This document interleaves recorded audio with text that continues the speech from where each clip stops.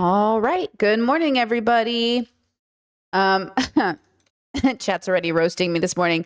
I knew you couldn't resist talking about more about veganism. I know. Who am I really? It's not my fault. It's your fault. It's your fault. I'm just kidding. It's the comment section's fault. The comment section made me do it. Okay. My hands were tied. My hands are tied. Hey guys, we're starting early today. It is Thursday. Tomorrow is Friday. That's how the days of the week work. I need to let you know that I will be taking tomorrow off of stream, but I will have a members video up for you, the vegan versus the Jubilee non-vegans. So that should be really exciting, and I'm sure you guys will enjoy it. Before we really get into stuff, watch this really weird video of J-Lo, which really is a commentary on celebrity culture. Guys.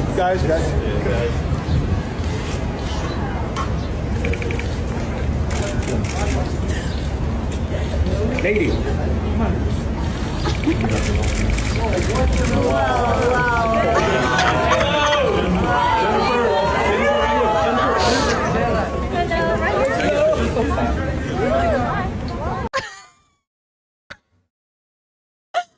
Man, I probably watched this video like 10 times. I was like, what is this?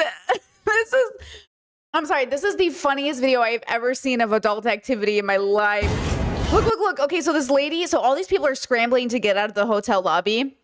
And then a woman with a baby shows up and someone says, lady, like as if she's the rude one. Watch. Look at this lady with a baby. Lady. Like he's like, the paparazzi's like, ma'am, how dare you walk out of a hotel lobby when J-Lo is there? Wow. They go, wow. That,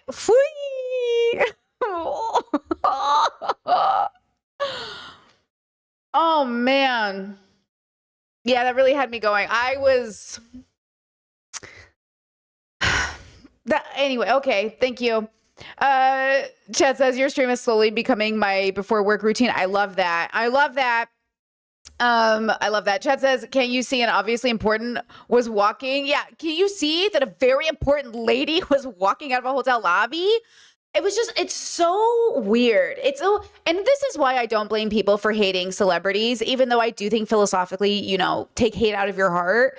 I do understand why watching this makes you almost want to die. Because you're just like, what part of this is good? Like, and from a philosophical standpoint, I couldn't even imagine being J-Lo. Like, I couldn't even imagine being like, and one, and two, and strut. It's not even like gay fashionista. Honestly, strut sounded good for a second in my brain, but only in a gay way. She just didn't even do that. Wow. The paparazzi being like, wow. Like, oof, that's rough. I think that is like, I don't know. I just think that's like a very rough, Chad says I cringe at myself so much. That's what it feels like. It feels like but then maybe that's because of where I'm at. Honestly, if only I had become a celebrity before I cared about this stuff. But now I just feel so like tone deaf and weird and dystopian but maybe I never cared about it and that's why I was never good at it. We're going to talk about white women Asian fishing again, or Asian capitalizing, or I don't know what we want to call it. But I couldn't even do that when I was younger, really. And I think that's a big part of it too. Like, there's something inside of me, and I know some people are gonna be like, it's the autism. I don't know if it's the autism, but there is something apart in my body that physically like recoils. Like, I can't do it. And I'm like, don't you feel stupid, bro? And I'm like, not to make you feel bad. Like, you shouldn't feel cringe sometimes, or that you can't. It's just like there's something about it. Oh shit, I also forgot. Hold on. I'm gonna have to go look up my own video right now because I just forgot that I needed it for the show. Hold on, give me a second. Chet says, I mean, you're literally West Asian. Well, Also, guys, my Tyler catastrophe video fucking killed it. 113,000 views. Thank you so much. But look at this. My vegan video, 8,000 views. Rip.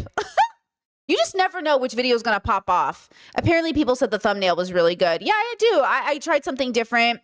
I really like it. It's me. I think my face is just like, I think people see it and go, who the fuck is this? And then they don't want to watch it. Yeah, I think I might have to take my face out of, but then one of my most popular videos actually does have my face in it. Almost 500,000 views. Literally almost 500,000 views. And my face is in it. But then maybe it's, some of my highest views also, who knows really? This is the struggle of a creative. Like, why do people click on videos? I don't know.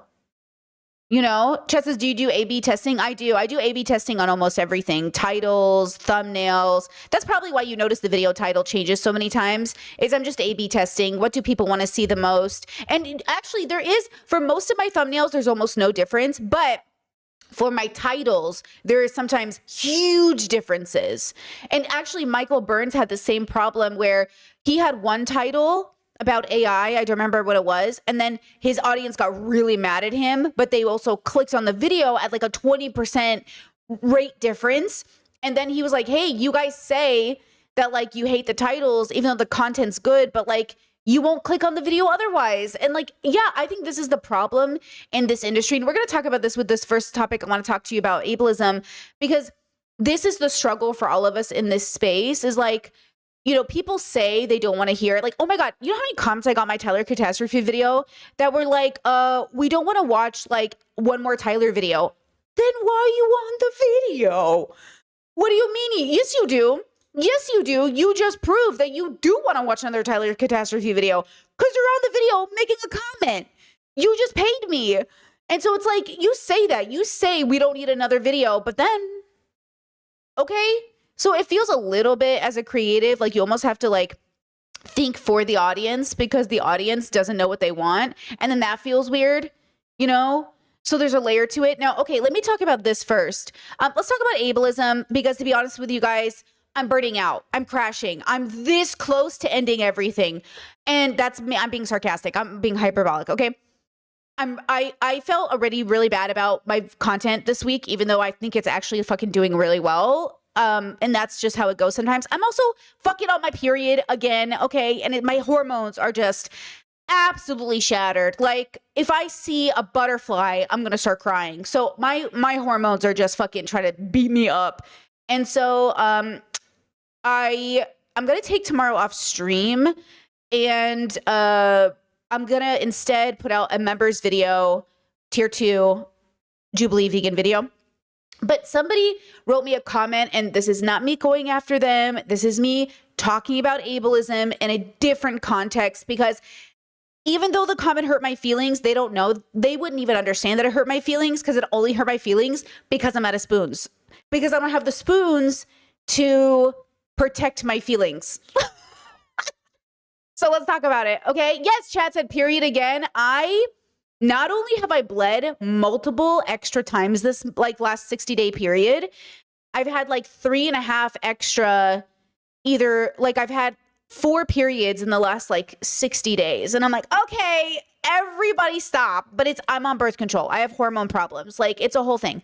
Anyways, it's not the hormone problems, not in the way that you think. See, I don't have the spoons to explain it. I'm okay. It's not a big deal. So this person on my R-word video said, hey, do you think there's something ableist about you having the R-word conversation without hearing from people with intellectual disabilities? We wouldn't discuss whether it's okay to say the F slur without censoring queer or gay voices. There's videos on YouTube where people with intellectual disabilities share their experience and views on it. I hope you would seek them out. So obviously I read this comment, and I know this person didn't mean it, but it was an attack comment, which means I had to deconstruct the comment to try to understand it. And I was like a little frustrated because I know this person has good intentions, but when you say like, do you think there's something ableist about you without hearing about this community? When it was a 40-minute video that was obviously, we knew what the community wanted. They told us not to say the fucking R word.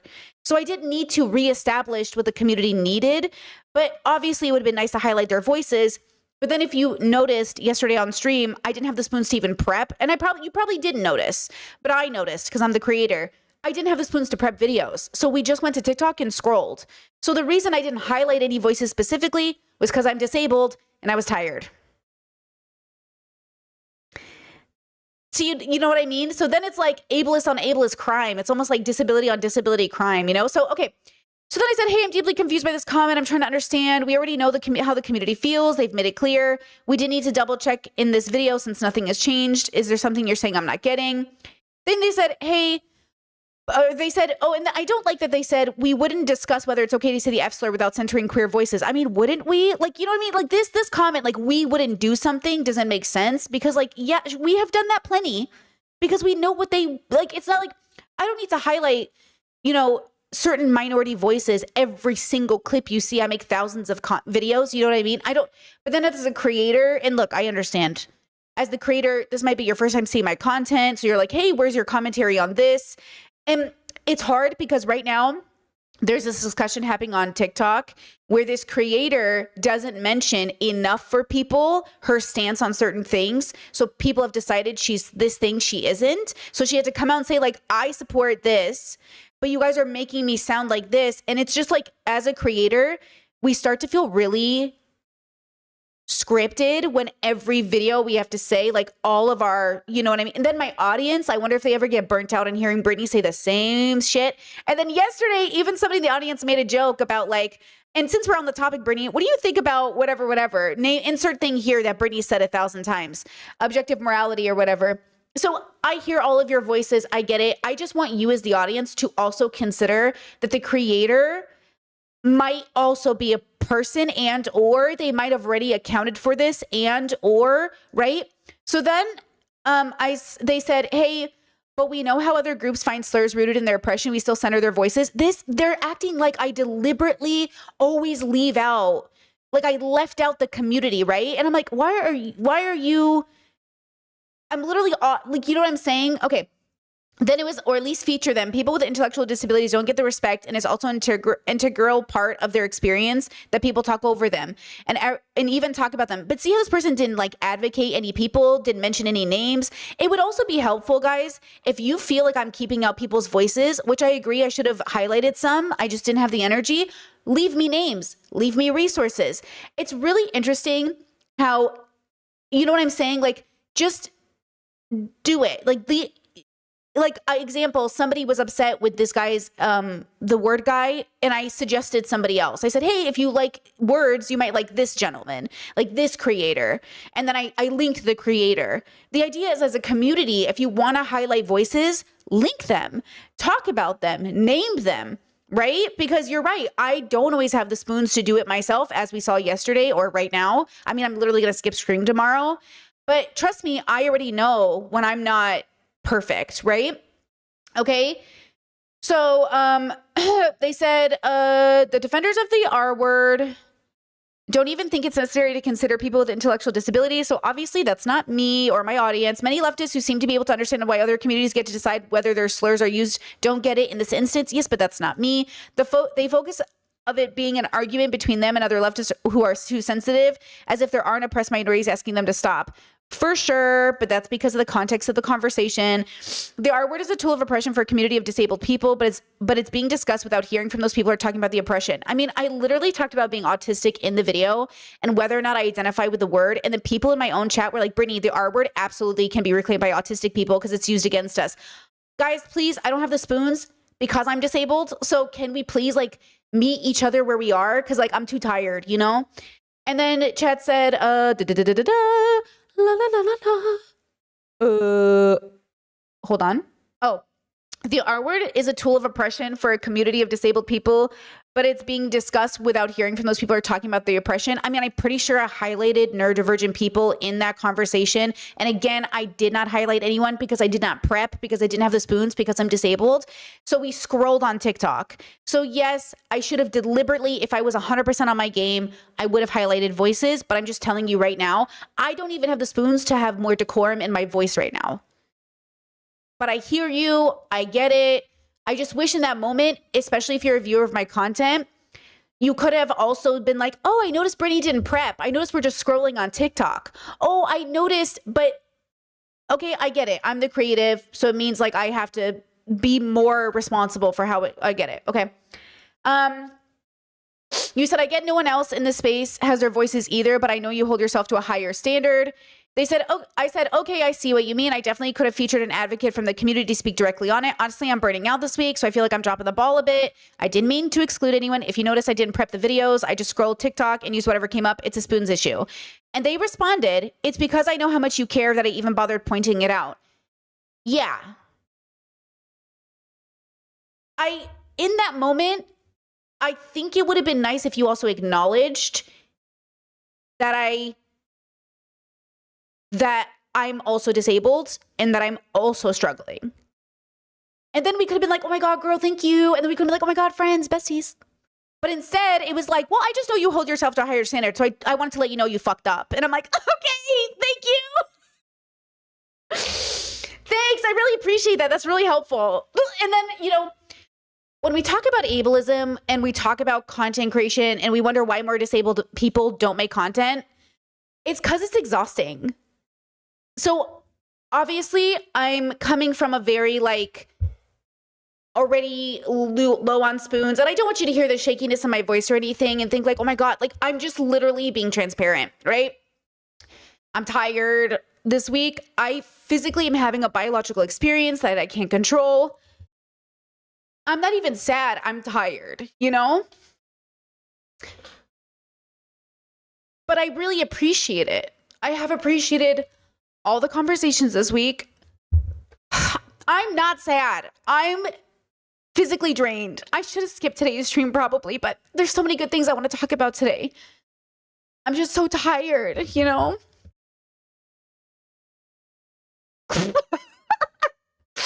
I'm so annoyed.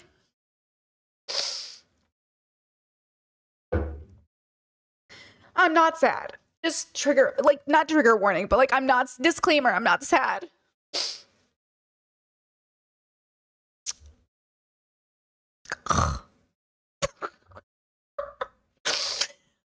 Being disabled is so weird. It's such a weird experience, you know? But no, we're gonna do it. I have like 3 really good topics I want to talk about, and then I do want to take a break for the weekend. But I'm really okay. I'm okay. Thank you guys. You're so sweet. I'm okay. Let me do this. Let me take like a 5-minute coffee break. Let me go get some coffee. I'll come back. I'll be fine. I need to do this for me. So let me take a 5-minute break.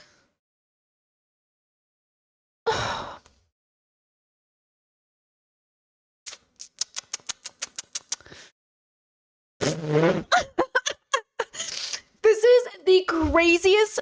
This is why I say like we're biological creatures. This is not an expression of my emotions. This is an expression of my physical exhaustion. Damn, brother. Damn, brother. That's crazy. That's crazy. Okay, I hope this helps. I hope you guys are kind to yourself. You know? Because, oh my God, I'm so tired. But anyways, okay, give me 5 minutes. We'll regroup. We'll regroup. I can't believe this is happening. Oh. Okay, give me 2 seconds. You're great. Give me 2 seconds.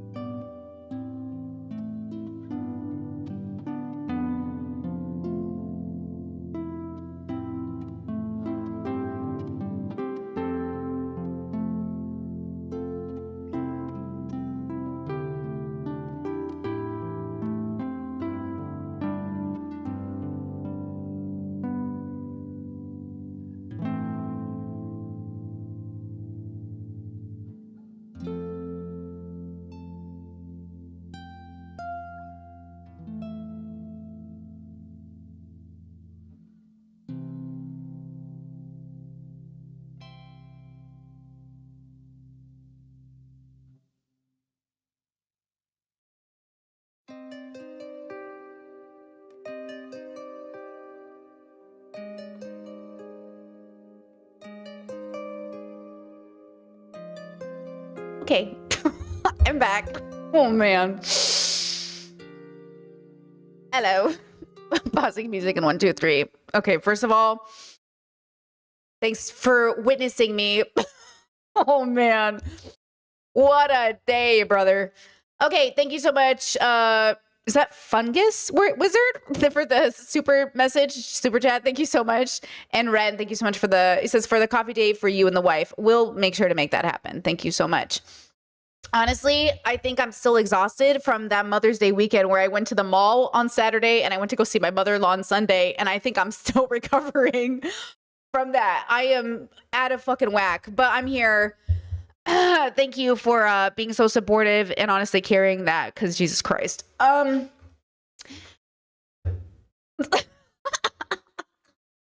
Yo, this is the kind of clip a boy is gonna take on Reddit and be like, BPD's crazy when it has nothing to do with BPD. That's, honestly, this is why I always have to separate, like, what is a biological experience from, like, what is an emotional experience? Like, what is under my control? Like, what is my choice? I don't feel like I have a choice about how I feel today or how my hormones are acting, but I do have a choice about whether or not I end stream. I'm not going to do it. I feel okay. I just literally, okay. I know, Chaz, God forbid you cry. You know how they feel about crying, though, these boys. You know how they feel about crying. Which, by the way, I'm not going to cover it anymore, because if I see a man say something crazy one more time, I'm going to lose it. But I was watching the baby mama man, the baby creating Blink's shooter, try to make another video about a timeline, which I couldn't even get through because he started off the video with, she didn't realize I was recording her. How much are you guys recording each other? I cannot believe there are just people who sit here and just record. Talk about conspiracy theories. Girlies, I just feel like that's the sign. That's the sign you're a weirdo. You're literally a weirdo. Like, you can't be recording every conversation in case something bad happens. Just, that's crazy. That's just crazy. That's just crazy. Okay, let's talk about veganism. Just a trigger warning for my Black community. I feel like we're going to talk a lot about black pain, as I'm going to try to explain it to a white person. And I don't want you to have to sit through that if you don't want to, because it's fucking annoying to probably have to explain the validity of black pain. So I'm just going to, give you a trigger warning. We're also going to connect that to a conversation initially around veganism, but then this story about the 70-year-old elderly woman who was killed at a Tim Hortons. Really devastating story. We're going to watch the footage of that. I don't want you to feel like you have to sit through that either. And then we'll talk about white women, Asian fishing or Asian capitalizing. And then we'll talk about the cruelty of online communities and is it really worse, First, before we begin, look at this Instagram post that I thought was funny. It says, I'm crying. The koala is like, why aren't you all animals too? It's Arthur. Hey, it's Arthur. And it's got like a Steve Irwin character showing off a koala to a bunch of animals, So it's kind of, you know what I mean? It's like, what am I supposed to do with this? And I think that's the funny part about being a human, is that we are animals and yet our experiences are different. I also have to say, okay, here's a really funny story. And I hope that if this person is watching, I'm not making fun of you. We've really misunderstood each other and I apologize deeply. So yesterday when I told you guys I was on Elle's stream and somebody else in the chat mentioned intersectionality, I've made a grave mistake and I am so sorry to this person and honestly even to Elle, because I have a feeling she's probably doubly, triply confused. Remember how I told you I was on stream and this person mentioned intersectionality and then Elle was like, hey, can you keep it to veganism? Like, we don't want to talk about anything else. And I was like a little confused by that because I was like, oh, like, I wonder why Elle said that. And then I said, oh, actually, I am actually kind of hoping to talk about intersectionality. Do you have any recommendations? Now, Elle gave me recommendations. But I think I made a grave mistake because I got a DM in my Instagram, which you guys can DM me. I don't respond or open them. Like, I don't give you access to me. So I'm not gonna, that's why I reply on stream. I'm not gonna show your message and I'm not gonna show your username, of course. You know, I can show messages, but I just didn't censor this one yet, so I'm not gonna bother. I don't want to dox anybody or anything. But this person messaged me, and I was so confused by this message. So if you're this person, because you said you're in my audience as well, I'm so sorry. I think I misrepresented myself to you. You said, "Hey, Brittany, I actually just spoke with you in the YouTube live chat about intersectionality between pro-life and pro-animal rights. I'm the blank username. I didn't realize that was you at first, but I'm a subscriber of yours actually, and I wanted to offer my help if it's useful in any way since I'm a vegan and anti-abortion myself." Oh my God. I'm obviously looking for more representation on this topic, as you could tell by my question. Either way, thanks for your kindness and keep up the great work. I am so sorry. I think we've drastically misunderstood each other. I am not pro-life. I am not anti-abortion. I'm so sorry. When I read your comment about intersectionality, I thought you meant Kimberly Crenshaw's intersectionality. I mean, it is true that there is an intersection between veganism and pro-life and abortion. I even asked Elle some abortion questions when I was talking to her as well, but from a pro-choice perspective. I am so sorry that I misunderstood your advocacy. I am not pro-life. I am pro-choice. I'm so sorry. I'm not anti-abortion. I am so sorry. I feel like I just read the word intersectionality and you know what? I just read the word and I assumed we were talking about the same thing. This is why language is a beautiful thing. This is why language really matters. Okay? Because my bad. So, yeah, Chet said, is Elle pro-life? No, Elle is not pro-life, which is now why I know why Elle shut down the conversation, because Elle shut it down very quickly. And she's like, just speak about veganism. I don't want to talk about anything else. And I realize now she didn't want to talk about abortion. And I'm like, oh, now everything is quite making sense now in my brain about why that happened. And I was like, fuck. And now it sounds like I was in Elle's chat yesterday. Like, oh God. Oh man. Anyways, and then, you know, they said they subscribe to me. They probably don't follow my content religiously. Otherwise, they would know I was pro-choice, which was also another layer of weird. They probably subscribed to me, but then didn't watch me. You know what I mean? And yeah, chat said if it was a live chat, hard to get a full picture. Well, especially since I was making coffee, I was like enjoying my morning. Elle was on early enough for me that she was like at the beginning part of my day. And I was just like reading chat like this. And I read the word intersectionality and I was like, oh, intersectionality. But I swear I didn't read the word pro-life. Like I didn't even see the word abortion or pro-life. Like I was so shocked by this Instagram message that I kept reading it over and over again. I was like, what is happening? What is this? And then you know, look, the way they say the intersectionality between pro-life and pro-animal. I was like, oh, oops. Anyways, shout out to reproductive rights. And I appreciate this chatter messaging me. But to be clear, I will not, you know, again, I don't answer Instagram messages like that, but I do read them and I appreciate you sending me that message, but I'm a pro-choice girly, you know?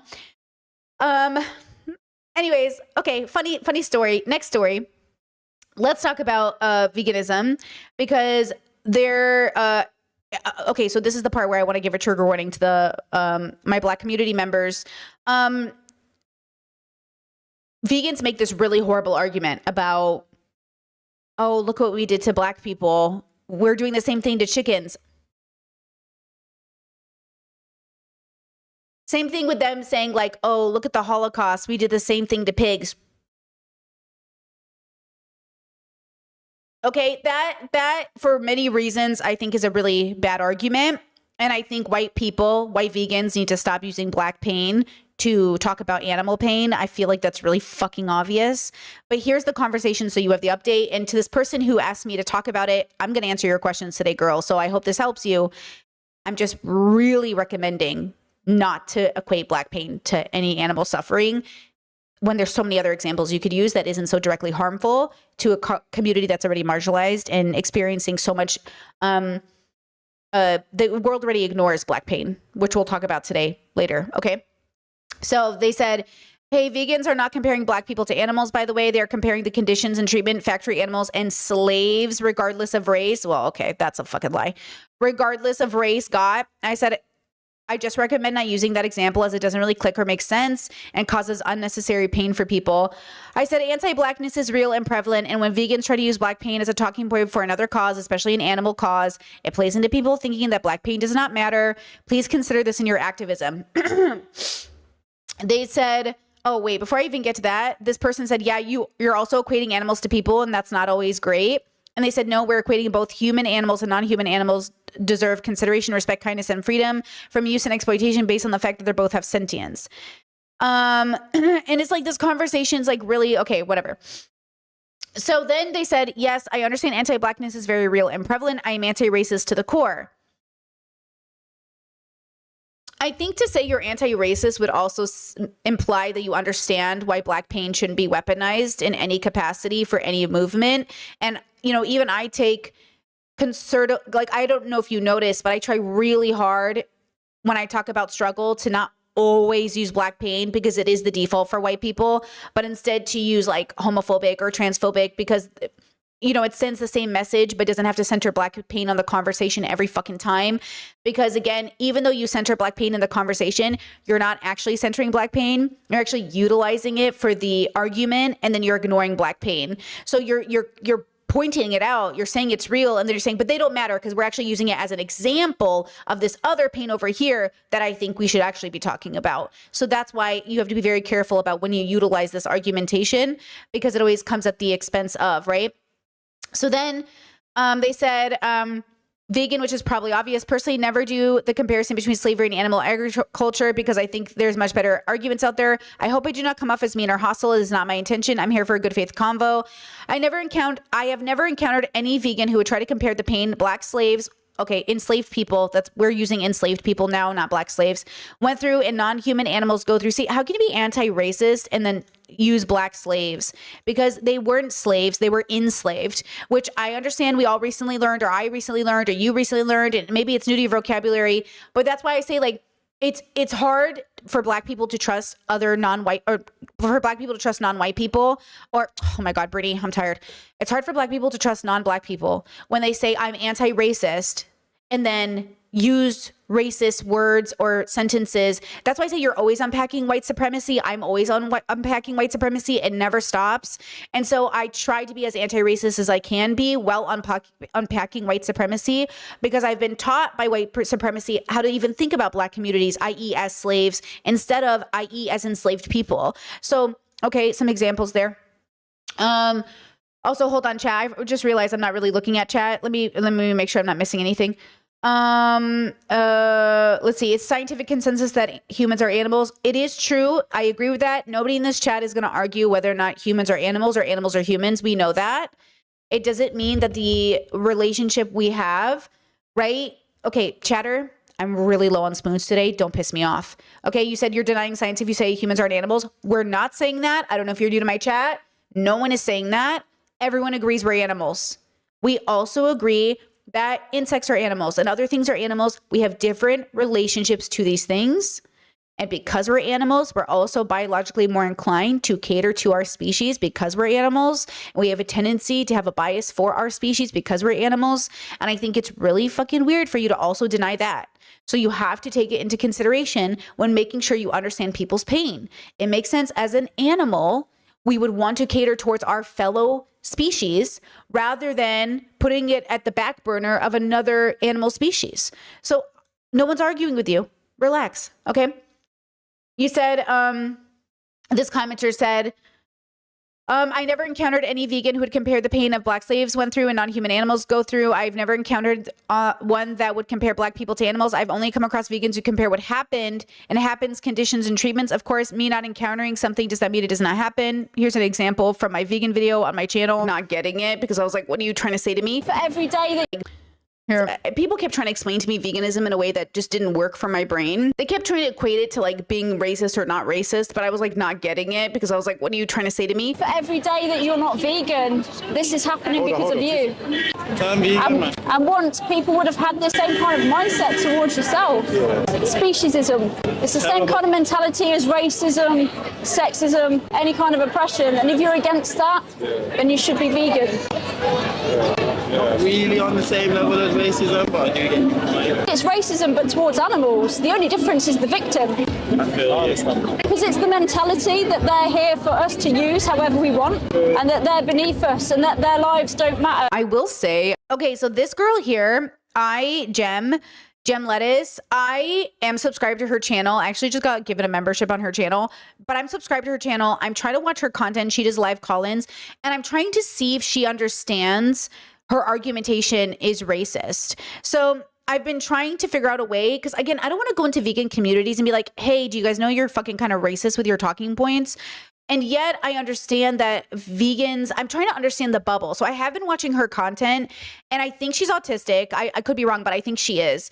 And then I think on top of that, she is so focused on the animals. Like, I feel like when you make argumentation like this, you aren't engaging with intersectionality and or anti-racism, because again, when she says, like, she is comparing Black people to animals now, because she's saying like your pain, the pain that human beings feel is not the same. It is pain. All pain is pain, but it's not the same pain. All people suffer. Not everybody suffers the same way. There's not one person on this planet who does not go without suffering. Suffering is not the same. Okay. So when you say like, oh, this is how people felt about you, pointing to a Black person, you're saying the same thing white people have been saying about Black people forever to demonize and dehumanize them. So it doesn't matter your intentions. You need to understand the pain. If you cared about Black communities, you would change your rhetoric. That's all I'm saying. If you cared about Black people, you would change your rhetoric, but you don't. You care more about animals, non-human animals, than Black people, which is exactly why it's racist, because you ultimately agree that Black people are less than non-human animals, because you're not putting them at the forefront alongside your animal advocacy. If you want to support animals, great. Non-human animals, great. If you also want to uplift Black communities, you should change your rhetoric around talking about their pain. And so that's why it's frustrating to hear these kind of arguments coming from people who say like, oh, I'm just trying to humanize the animals, right? Like, I get it. Or like not humanize, you know what I mean? It's just, it doesn't make sense. Okay. So then they said, I would like to hear what you've encountered. What are they comparing? How and why does it make sense? Does not make sense, and why is it hurtful? Why does it lead to people thinking that Black pain does not matter? I'd very much appreciate if you tell me. Feedback is important. I'll tell you what I've encountered. What the vegans I've talked to are comparing, so there is some clarity on this part. Feedback on those who are welcomed. You said they compare slaves were forcibly and selectively bred.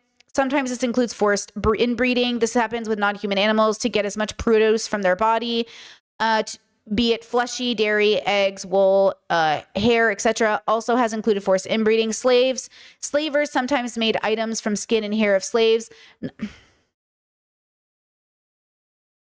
Non-human animals have their skin turned into items as well, like bags, that's fur turned into coats, hair, strings, and instruments, wool, and clothing. Slavers would eat the slaves sometimes. I do not know how often this happened, but it still happened.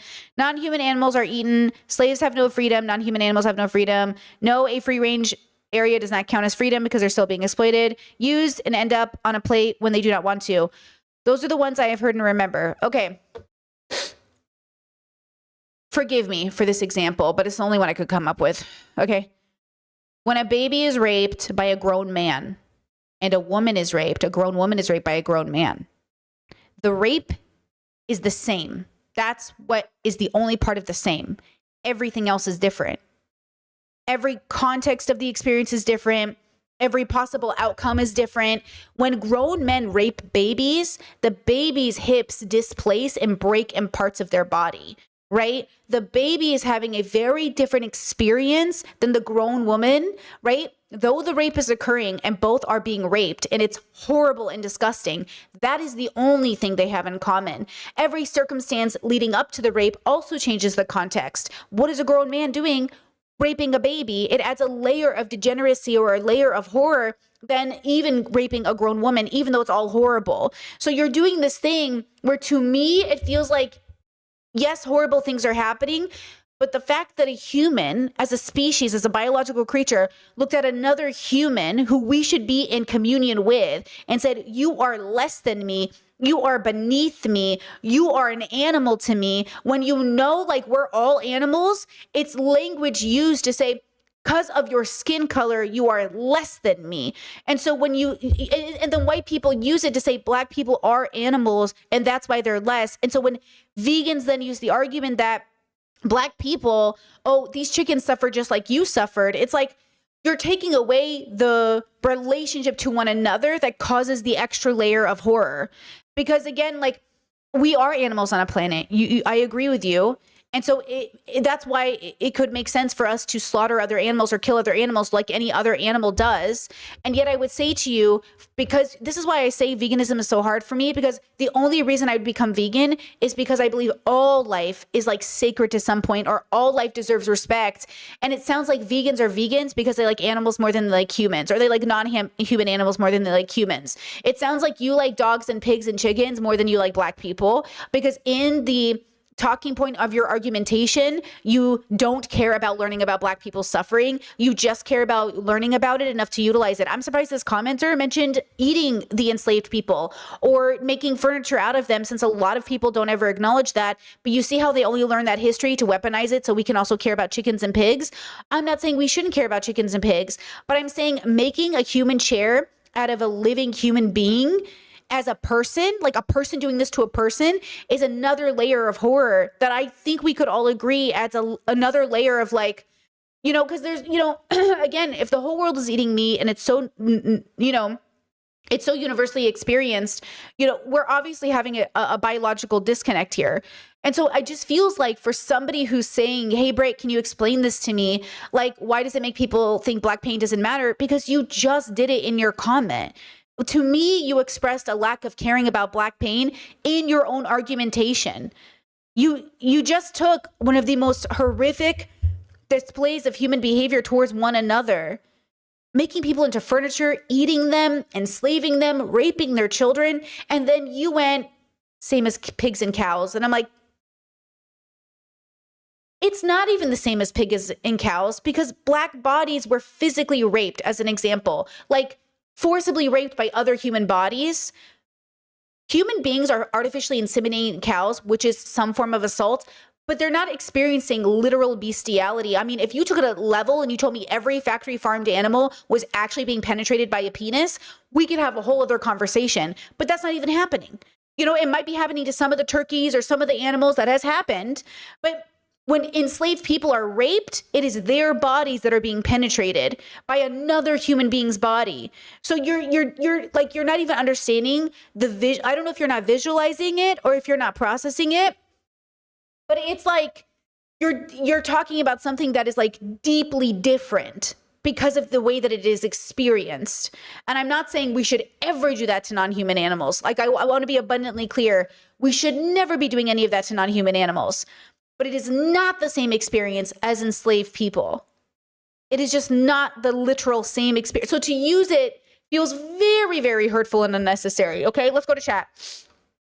Let's see. Chat says she was objectifying their experience, using their experience as a debate tool. Exactly.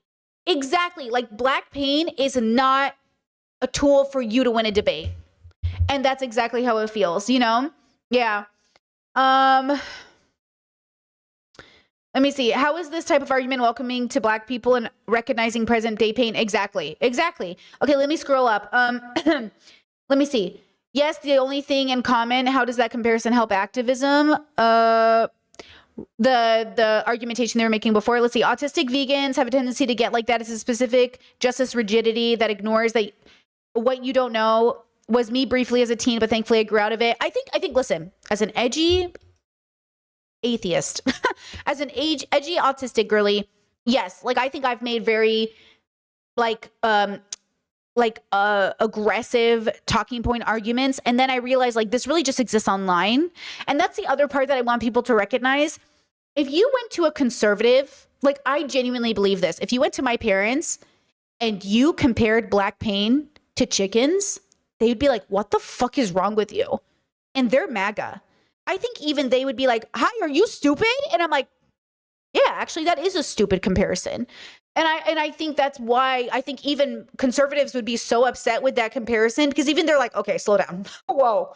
Like, you know what I mean? Like, that's crazy. And that's why it feels crazy to watch white vegans who appear to be more enlightened, which is me being sarcastic, over everybody else when you're still engaging in stuff that I think even conservatives would be like, not all, obviously, but I think Jesus. I think there is a group of conservatives that even would be like, why are you saying that? That light's fighting with me right now. Okay. Let me see. Being black is exhausting because why do white activists feel a need to bring us up in every fight? Okay. So that is also something that I think is trained into us through white supremacy, because when we think of human pain, this is why anti-blackness is so interesting to me. And I don't mean to be so like autistically focused on it, but if black pain is so central in all of our argumentation, I think it's a weapon of white supremacy to always associate struggle with black communities. So we never get to explain their struggle as something they've overcome. And I think it's a weapon of white supremacy. This is my like little theory here. And I don't know if I've heard this somewhere else or if I'm repeating it and I don't realize it, but when we compare other ethnic groups to struggle, it's always with a great story at the end. You know, like, oh, look at this great struggle, but like, look how their people overcame. We never give that credit to black communities. We never talk about how they overcame or got successful or anything. And I think that also like seeps into probably black individuals too, to like internalize that white supremacist thought, which is why you have a lot of black people who separate themselves from blackness to sort of seek success through white supremacy. So we have like the Kevin Hart roast as like an example. FD just made a video about it. And I think there's something there that I find painful. Now, listen, I'm going to say this. I'm on Black TikTok, and there's something happening in Black TikTok right now that I don't want to highlight on stream, because they're basically making content to say, don't highlight it, but keep it in the bubble. And as an observer of the bubble, my first instinct was to be like, oh, I want to make a video about this. And I was like, wait, Brittany. They just said, don't talk about this. Don't explain it to white people. And I said, but my instinct is to want to explain it to white people, because I want them to understand, like, you don't know what's going on. You think you do, but they only don't, you know what I'm saying? So then I'm like, oh yeah. So now this thing that I'm watching happen on Black TikTok, that's what I tell you, jump into bubbles and observe people, because it's so interesting. Like, jump into bubbles, listen to people, watch people, listen to how they feel, listen to the way, I'll just say this. Everything you think is cool, everything you love, every meme and TikTok trend was made by a black person and or black communities. And I'm not saying that to like pander to black communities. Like, I don't have to. It's just true. It's literally so true. It blows your mind. Not every single thing in all of existence came from black people, but I'm telling you right now, you don't even know. You are like Anne Hathaway in The Devil Wears Prada, where you're like this stuff and fucking what's her name has to explain to you, Meryl Streep has to explain to you that like, oh, you think you made a choice, when actually the choice was made for you in this office. And like, that's how it feels, where I think white people think they're inventing shit and making a choice and learning new words, but you know it came from some, you literally, so it's very interesting to me. And I think that's probably why I'm so annoyed with this argumentation from vegan people, because I'm like, girlies, there are so many ways to make this argument without talking about the Holocaust or enslaved people or human suffering in this specific capacity, because other human beings are still degrading these. Okay, so here's my last and final thought on this, okay? Jews who died in the Holocaust are being compared to cookies by white supremacists on TikTok or on YouTube. Black communities are still being heavily targeted through white supremacy in a way that is so casual, we haven't even begun to deconstruct racism. It's like these white vegans think we're living in a post-racial world. They literally think racism is done, so now we can talk about black pain like it's a thing of the past, when it's so very much in the present. Okay? We're not done. These atrocities that happened are not something of the past. Holocaust victims still exist. Enslaved people of the past, their great-grandchildren are making TikToks to talk about it. You know what I mean? Or their great-great-grandchildren. And so like if somebody alive today can talk about how interracial marriage wasn't legal when they were a kid, or if Ruby Bridges exists today, the first Black child to be integrated into a school, a white school, and to have white adults yell at her, the fact that this woman exists is on TikTok, it just feels like you're doing this thing where you think we live in a world where racism, we figured it out. And we didn't. You know what I mean? So again, when I see these comments, you ask me to explain it to you. I think I've done a pretty good job. Is there anything I'm missing, chat? And if you still don't get it, then I'm just asking you to consider somebody else's pain other than your own or the animals you're advocating for, alongside your pain and the lives you're advocating for. Just consider it and integrate it into your activism, because trust me, out of all the communities that were already probably vegan before you open your mouth, it would have been Black communities, right? Like Black communities are some of the highest, the largest, like fastest growing vegan communities. And so again, if you're going to do everything possible to keep them out of it, once again, what is that except white supremacy? You can't say I'm anti-racist, but I'm going to do everything in my power to keep Black people away and annoyed with this community. Like, make a decision, right? Okay. Let me see. Did I miss anything? Let's see. Chat says my great-grandparents were sharecroppers. I'm 25. Chat says colonial nations could not even agree on slavery being the greatest crime against humanity. I would know. I know how my country approaches the whole thing. Chat says my hot take is that the kind of aggressive attempts to convert people never work. Separate from the awful comparison, the person has to be ready, and yelling at them won't get them closer. Yeah, I don't know what works on people. Like, somebody was in Elle's chat the other day, or Elle was expressing frustration that people were like, you've never made anyone vegan. I don't think Elle could ever make anyone vegan, but I think Elle has been helpful on my vegan journey, which I know vegans don't like the word, but they got to get over it. Like, Elle was very helpful in my understanding of veganism, but also one of my hesitations to fully understand or embrace veganism is I still don't understand the rules. I don't understand the rules. And I also, maybe it's a part of it is like, honestly, guys, like, I don't really want to be associated with vegans. You guys are grumpy and your reputation is not helping you, and you're not helping yourselves because, like, listen, the gays, okay, you want the gays on your side and you want the Black community on your side. And it feels like if you're ostracizing those two communities, like, how good can your work even be? It's like an easy litmus test, especially for US citizens. Like, those are the two, like the LGBTs, okay, and the Black community.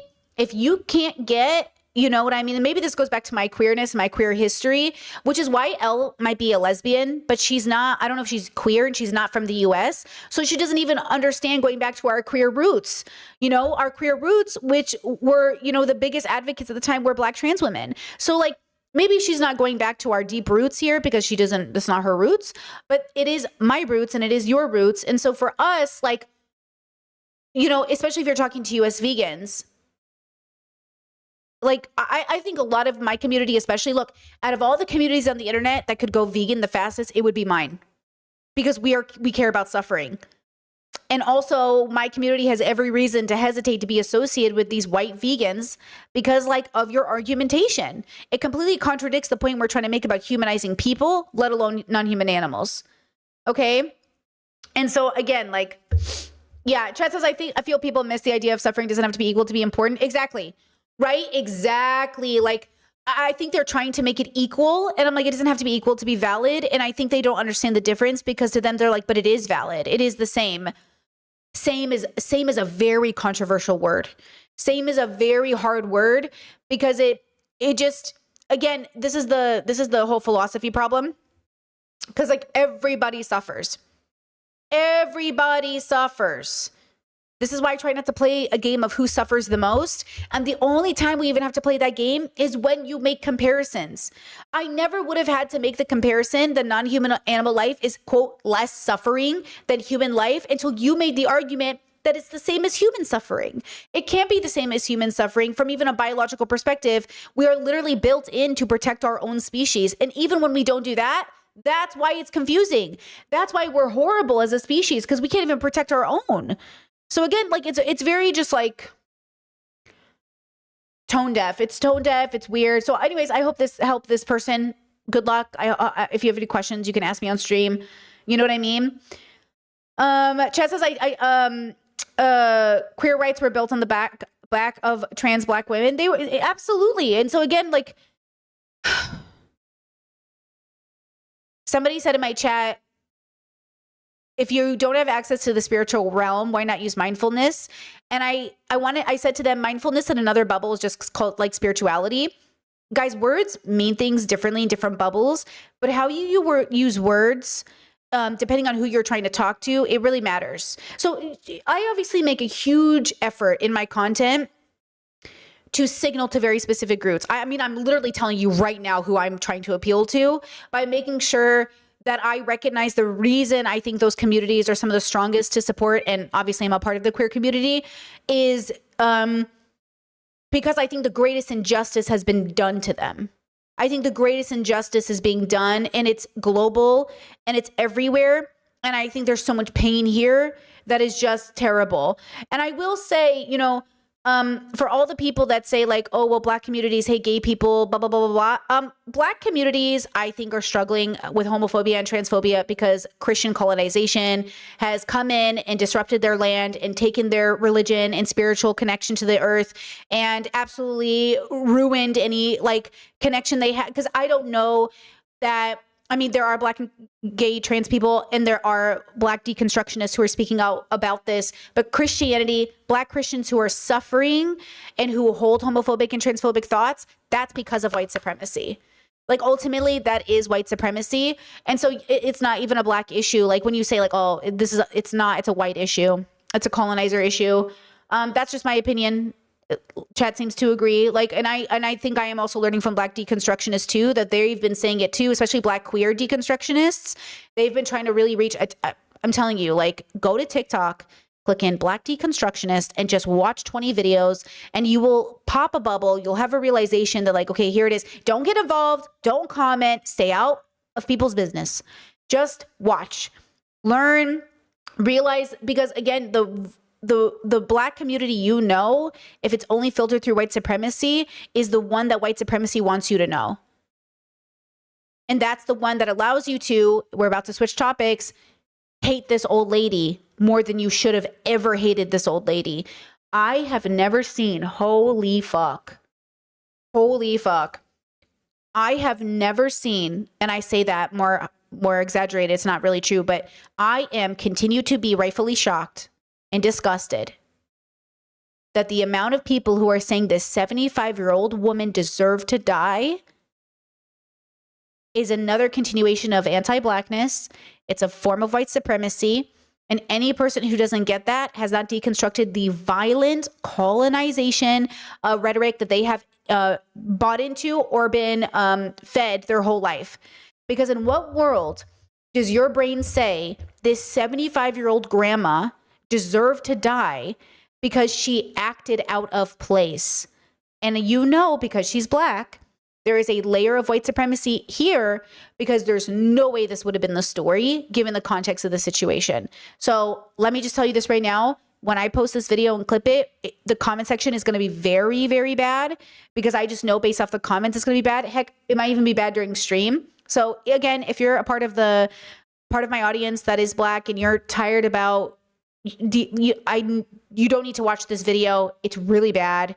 It's a horrible video. If you're white and non-Black and you in any way think this grandma deserved it, you need to watch this video and understand the context, because a lot of people were also watching AI videos of it. This is the one the news is pushing out. I just want you to watch it, but I only want you to watch it if you already think this woman deserves it. Because what does it say about you that you think this person deserves to die because of this situation, right? So, okay, here we go. Ready? Here's the news story. I have a few videos to show you. Here's this one. Fort Wayne is getting a lot of attention today, certainly disturbing. Police released video of an elderly woman in a fight with a coffee shop employee shortly before she died. Police say 75-year-old Anita Ann Grayson went into the Tim Hortons, a coffee chain there, because she had an issue with her drive-thru order. Well, they say she then began berating a teenage worker. You can see in this video, a shift leader walks over, steps between them. Moments later, a fight breaks out. Police say after the fight, Grayson sat down at a table and was talking on the phone when she laid down on the floor. Workers noticed she needed help. They called for help. Medics tried to save her, but she did not survive. Okay, really horrible video. So just for context, do you see how the news story started it out? They started it out with this older woman with her hands in people's faces, right? I want you to watch the whole video. So because people were sharing so much misinformation about this case, the police released this video. And I want you to watch this video. There's no sound. I'll be talking over it. Okay? And I just want you to watch what we're watching. Okay? 75-year-old woman dies after a brawl. That's a ridiculous way to phrase it. So she walks in. Okay? She just went through the drive-thru. She walks in. She's standing around. Okay? She's waiting. Okay? That's what's happening so far. She's just waiting. Okay, we don't have sound. I wish we did, but it is what it is. Okay, she's looking around. She's trying to get someone's attention. There's one other customer in the place. Okay, so it looks like she might be talking to somebody over the counter, like, "Hey, can you help me?" Okay, there's a barrier. You notice the barrier between them. This is important. Okay, so she's talking. They're waiting. Let's see. It looks like the guy's making a drink for the other customer. Okay, no problem. So, right, like body language is chill, calm, everybody's fine. She probably just had the wrong order, maybe too much syrup, maybe it wasn't to her liking. It happens, no big deal.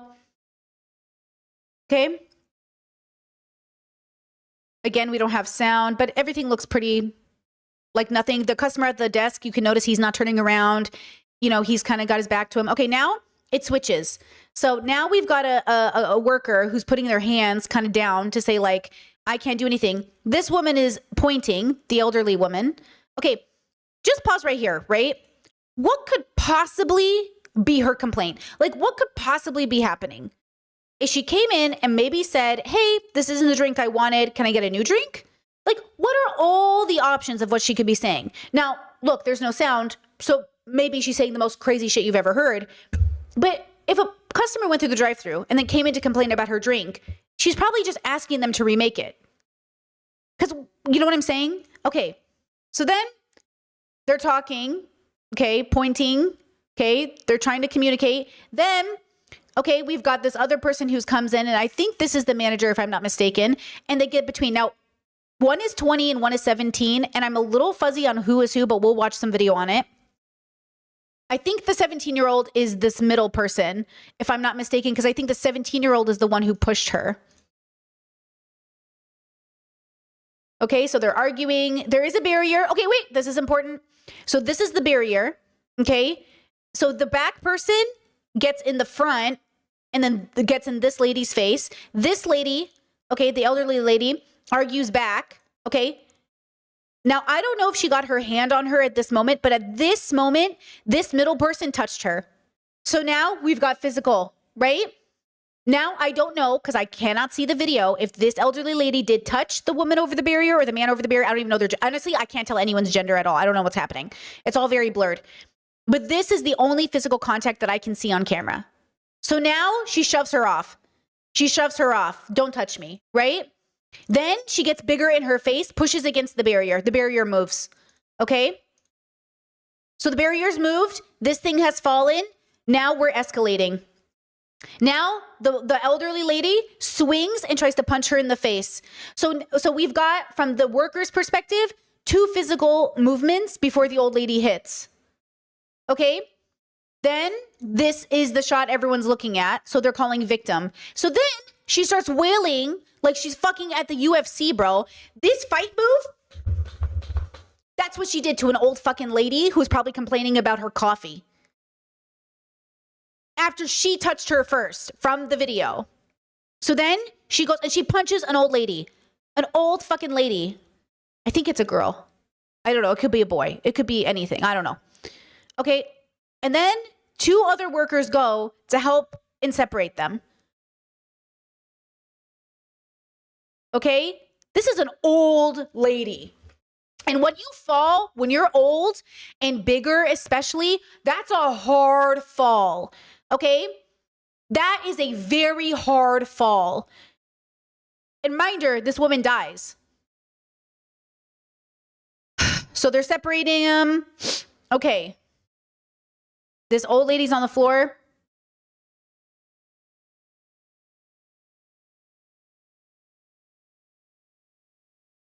Okay.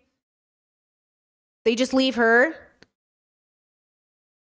And she's confused and dazzled. She doesn't even know what's going on.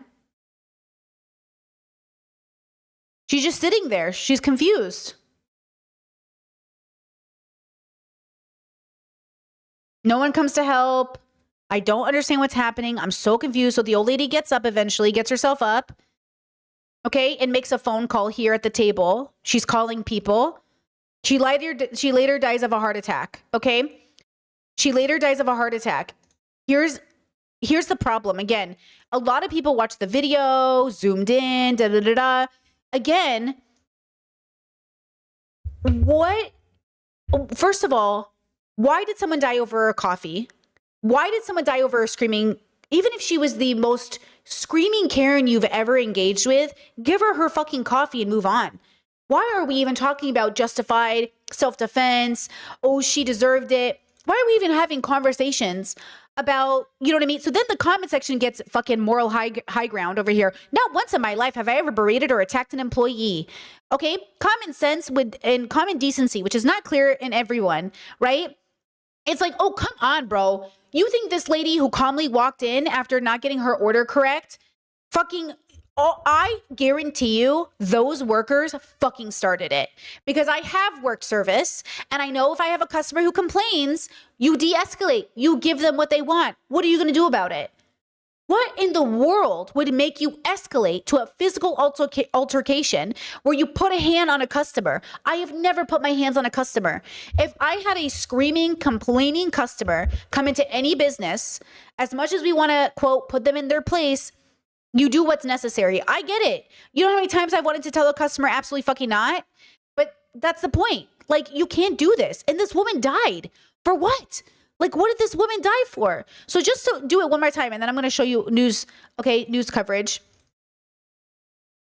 Okay, so they're getting louder, and then she's doing this. But tell me this. Why did this woman go from being calm to being yelling? What did this worker say to this woman? Because why in the world would this woman, who walked in calm as fuck, escalate to being like this? I bet these people said, we're not going to fix your drink and you can fucking deal with it. And she's like, you're not going to fix my drink even though you ruined it? I bet that has to be the conversation. Because what else could be the conversation? Like, what else could be the conversation? Okay? So then it's like, oh, we can't do this because of this. Like, what is she asking you to do that you can't do? To the point where you even get this close to her. Why would you even get this close to her? Just for the record, don't get this close to a customer. Get further into your station, and that way if she crosses the barrier, you know that she's making the attempt to come backstage. And even then, why would you kill her? Okay? So then there's this. This is the moment everything changes. So the person in the back jumps forward and does something. They get more aggressive. So then the old lady gets aggressive back. Because, okay, and I don't know what she just did here. I don't know what happened. Maybe she touched him. Maybe she didn't. I don't know. But this hand here changes everything. Okay, now let's take a pause. Let's go here. This is just footage of the family speaking. Okay, these are family members. These are loved ones. These are the neighborhood has come up to protest. Okay. You 17-year-old. You 17-year-old. You put your hands on my auntie. Take your to jail. And that's how I feel. And I'm done. Cut. Emotions from family members running high at a protest this afternoon, saying they want justice for a woman after she died after an altercation at a Fort Wayne Tim Hortons. That protest coming after Fort Wayne police releasing new surveillance footage and additional details about that incident yesterday. And tonight, less than an hour ago, the prosecutor's office says it now has the completed police investigation, considering it whether or not to make any charges. But it could take 4 to 6 weeks to finish the autopsy before any decisions can be made. Wayne 15's Mia Pettigrew is live from the Allen County Courthouse. Mia, what are the protesters telling you? Dirk, Alyssa, that's right. Around 50 people are gathered here tonight at the Allen County Courthouse. And while opinions have become increasingly divided online as police released additional footage yesterday, family members and supporters here still believe the city isn't being fully transparent about what happened to Anita Grayson. Yesterday, FWPD released additional footage and a detailed timeline of the altercation last Wednesday involving 75-year-old Anita Grayson inside the Tim Hortons on Ice Way. Police say Grayson entered the store upset over a drive-through order before the situation escalated into a physical fight with employees. The department says it released the footage after what it described as a dangerously false narrative spread online following earlier clips shared on social media. The Allen County Coroner's Office says Grayson's official cause and manner of death are still pending. Everything that we've seen is one-sided. Nita's not here. She can't say what happened. She can't speak a word. But everything that's coming out, whether it be the police department, the news, or whatever office, is what they're saying. It's almost as if nobody's concerned about what happened to Nita and what would she say happened. We getting one-sided opinion, and then they're trying to justify it as if to say this is what happened because this is what this group says. And that's not fair. I want justice for my mom. Y'all cannot deny it. Everybody that's seen what happened to her. Is this how we treat our elderly people in the community? Family members and protesters here say they believe the video released by police was edited and are accusing the city of lacking transparency throughout the investigation. Meanwhile, police say the completed case file has now been turned over to the Allen County Prosecutor's Office for review as investigators await final autopsy results. Protesters say they plan to remain out here until 7 p.m. tonight, demanding for answers in this case. Okay, there have been some updates as far as I know. This was 17 hours ago. But see, and look at the difference here too. Look at the difference here, guys. So this title is Tim Hortons Victim Justice Rally versus the other news. This is 75-year-old woman dead after explosive fight.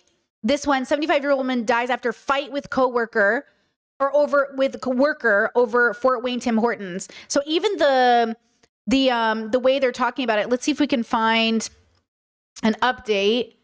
I'm not getting an update here. Oh, that's because there's been too many victims. Let's see. You 17 years. Hold on. I wonder what it would be. Oh my God, Steve. Hold on. I want to know if there's updates. 1 day ago, 23 hours ago, 22 hours ago, 1 day ago, 1 hour ago. The story out of Fort Wayne is getting a lot of attention, and it's one that some may find disturbing. Really just sad all the way around. Police released video of an elderly woman fighting with a Tim Hortons employee just before she died.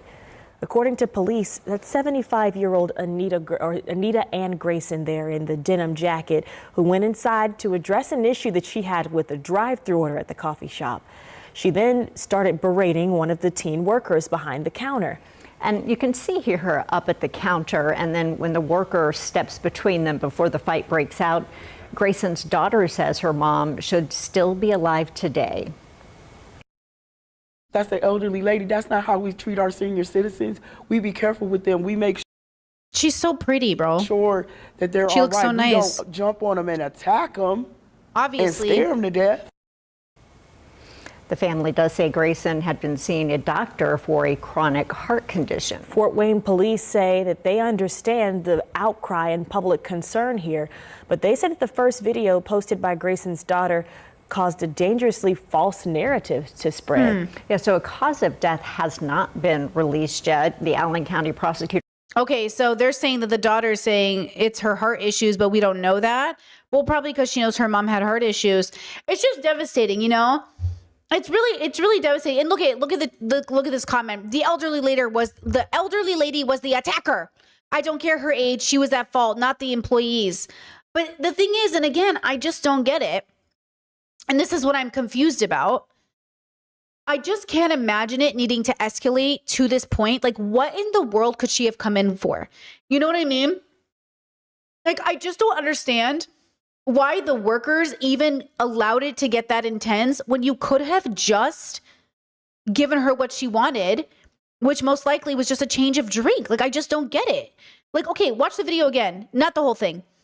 Everything's quiet. She walks in calm. She is calm the whole time, bros.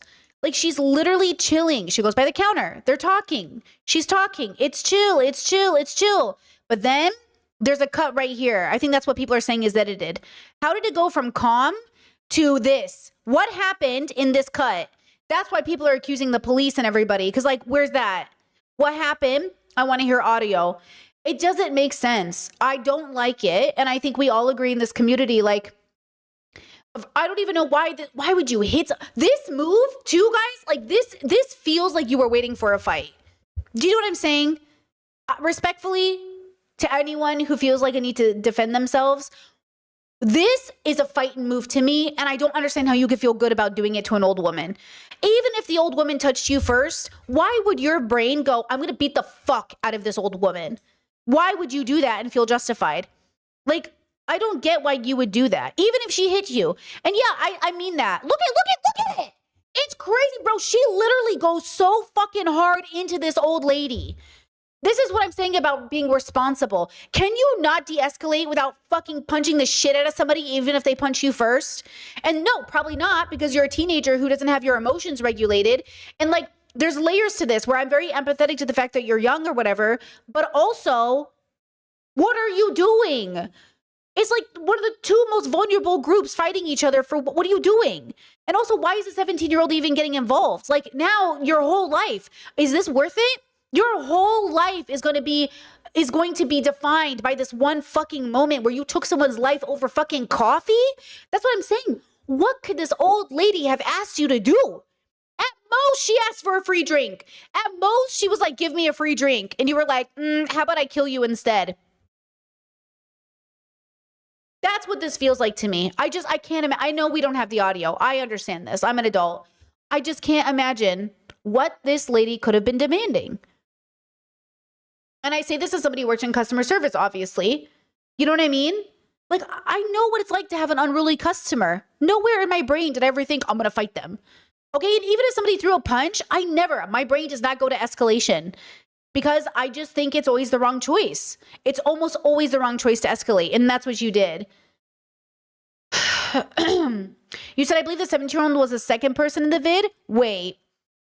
So let me get a written article because I think people are confused. Hold on. Yeah, now we're okay. So is everyone lying about who's who? Wait, who is who? Because this matters. Let's read an article. An article will specify it probably. Yeah, let's read an article. Hold up. Because they made it sound like a 17-year-old did it. Yeah, it says, police said Grayson then began berating a 17-year-old female employee during the time a 20-year-old shift lead stepped in. Oh, you're right. Wait, you're right. So people got it mixed up. People thought it was the 17-year-old who did it, but it was the 20-year-old shift lead that stepped in and repeatedly told Grayson to leave. When, according to police, Grayson appeared to move around the shift lead toward the juvenile employee, the shift lead placed her hands against a 75-year-old woman. Okay, so she did touch first, according to Grayson.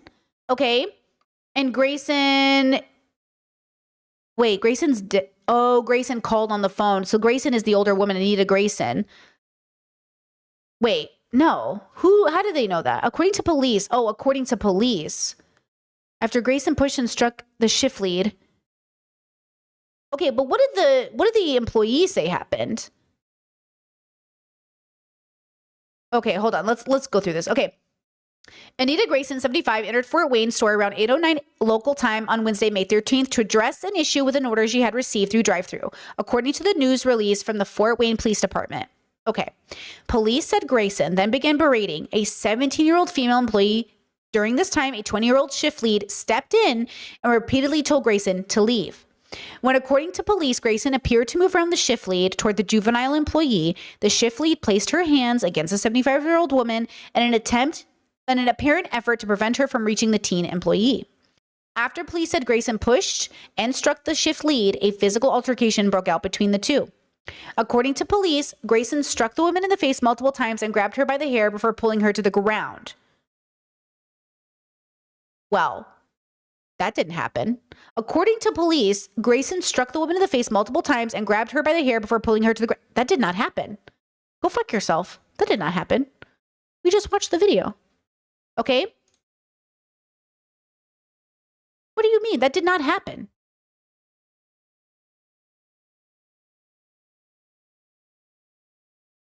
You see how they just lied in my face? She's arguing, okay? Oh, look at how the punch started. This person's angry. This person's angry. Honestly, no, I'm not going to say that. Look at. They stopped themselves from punching, but they thought about it. They got into her face, okay? But note that they did agree that they touched her first. Now, this lady punched. I don't know what they were saying to her. Did they call her the N-word? Did they call her a slur? Did they call her a mean word? I don't know why she punched them. It's not clear. What's clear, though, is she was touched first. What's clear, though, is she came in for a drink order change. And then, you know what I'm saying? I don't know, because the editing is weird on this video. Okay, chat said to slow it down. Okay, let's see. Look at us, investigators. See, there's an edit in this video twice. There's 2 edits in this video, and that's why I'm saying give me it unedited. Okay, so we don't know. You know? Okay, let's see. Do we see why they fall? Let's see. No, it blacks out, right? Okay, hold on. Let's see. Okay, so this happens. Okay, it's slow. Okay, so we have an edit into the zoom in. Okay, it's an edit into the zoom in. Unnecessary. Thank you. Okay, now this happens. So then this person pushes out of the barrier. Okay, hold on. I want to say something, but I just want to make sure I don't speak out of turn. Fuck, where's this article? Hold on, let me double check something.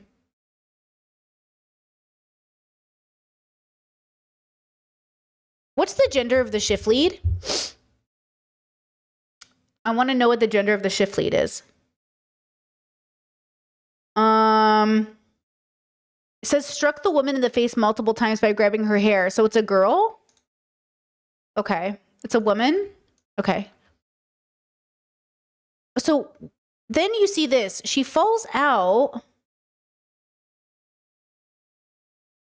And she's backing up with her hands up, right? And I understand she just hit her in the face.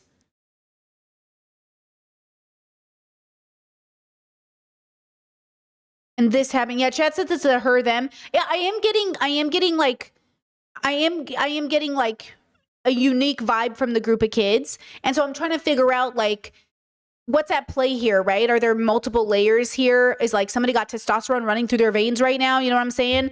Like, are we on a road rage situation here? Like, why did you escalate this with an old lady? I don't get it. Like, I don't get this situation at all. Okay, so then they're fighting. Oh, so this is the part where they're like, oh, she pulled and grabbed her hair. I mean, she's already being hit. Like, okay, then they fall. But like, she's an old lady, bro. What are you doing fighting an old lady? I don't get it. So like, yeah, okay, so she's pulling and grabbing her hair because you already punched her. Or you already hit her. Let me see. It's already escalated, is what I'm trying to say. Okay, so let's go back to the article. According to police, Grayson struck the woman in the face multiple times and grabbed her by the hair, pulling her to the ground. She didn't pull her to the ground. They tripped. She didn't pull her. She barely even had a chance. This white lady was literally on her faster. That's crazy reporting, okay? This is crazy reporting. After police say Grayson pushed and struck the shift lead, a physical altercation broke out between the two, grabbed her hair and fell to the ground. The shift lead then began swatting at Anita's arm, and eventually 2 employees held, oh my God, swatting at her arm? I'm pissed. I'm fucking pissed. This is what you call swatting at her arm, brother? Brother. I'm going to put it on normal speed so you see how fucking vicious this is, bro. This is what you call swatting at someone's arm, brother? This is a SWAT?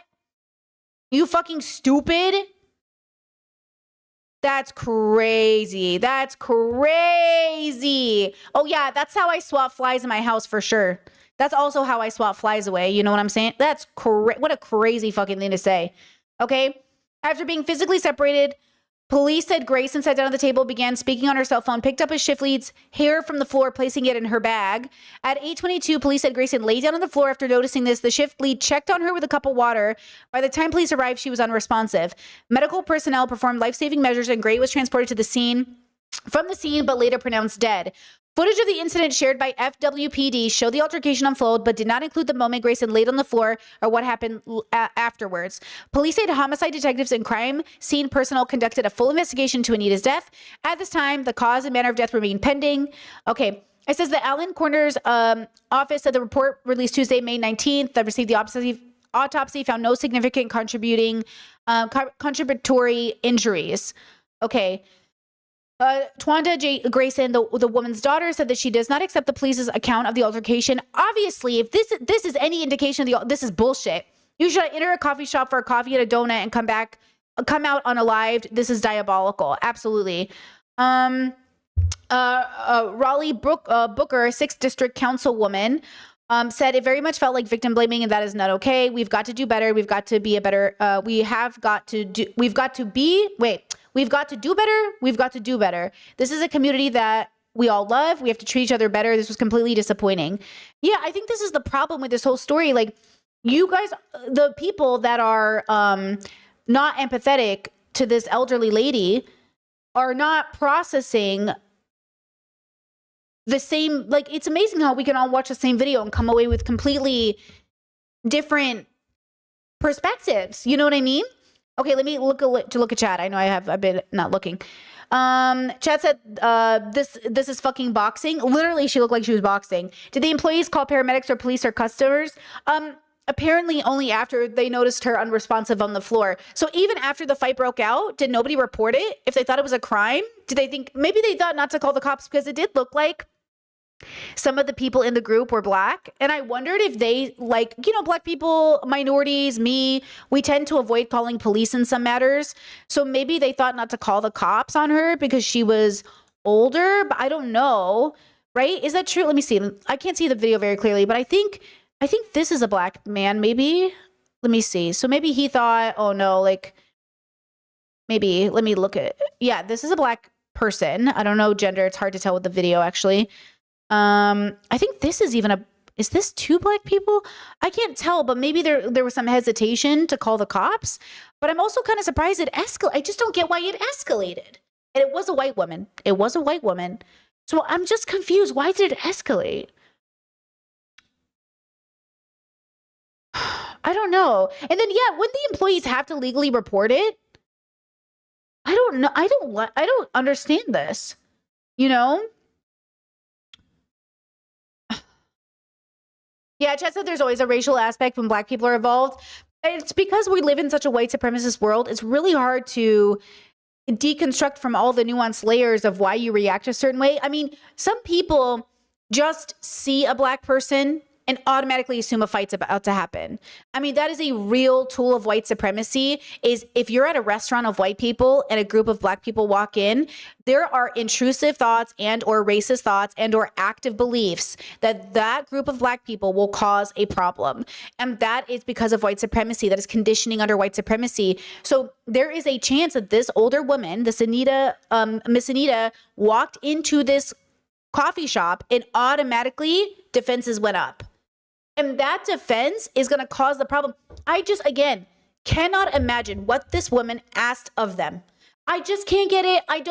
What did she come in and say? I need to have 20 free coffees. She probably just came in and said, hey, my drink wasn't made right. Can I get a correct drink? And they were like, no. And she's like, what do you mean? No, I paid for it.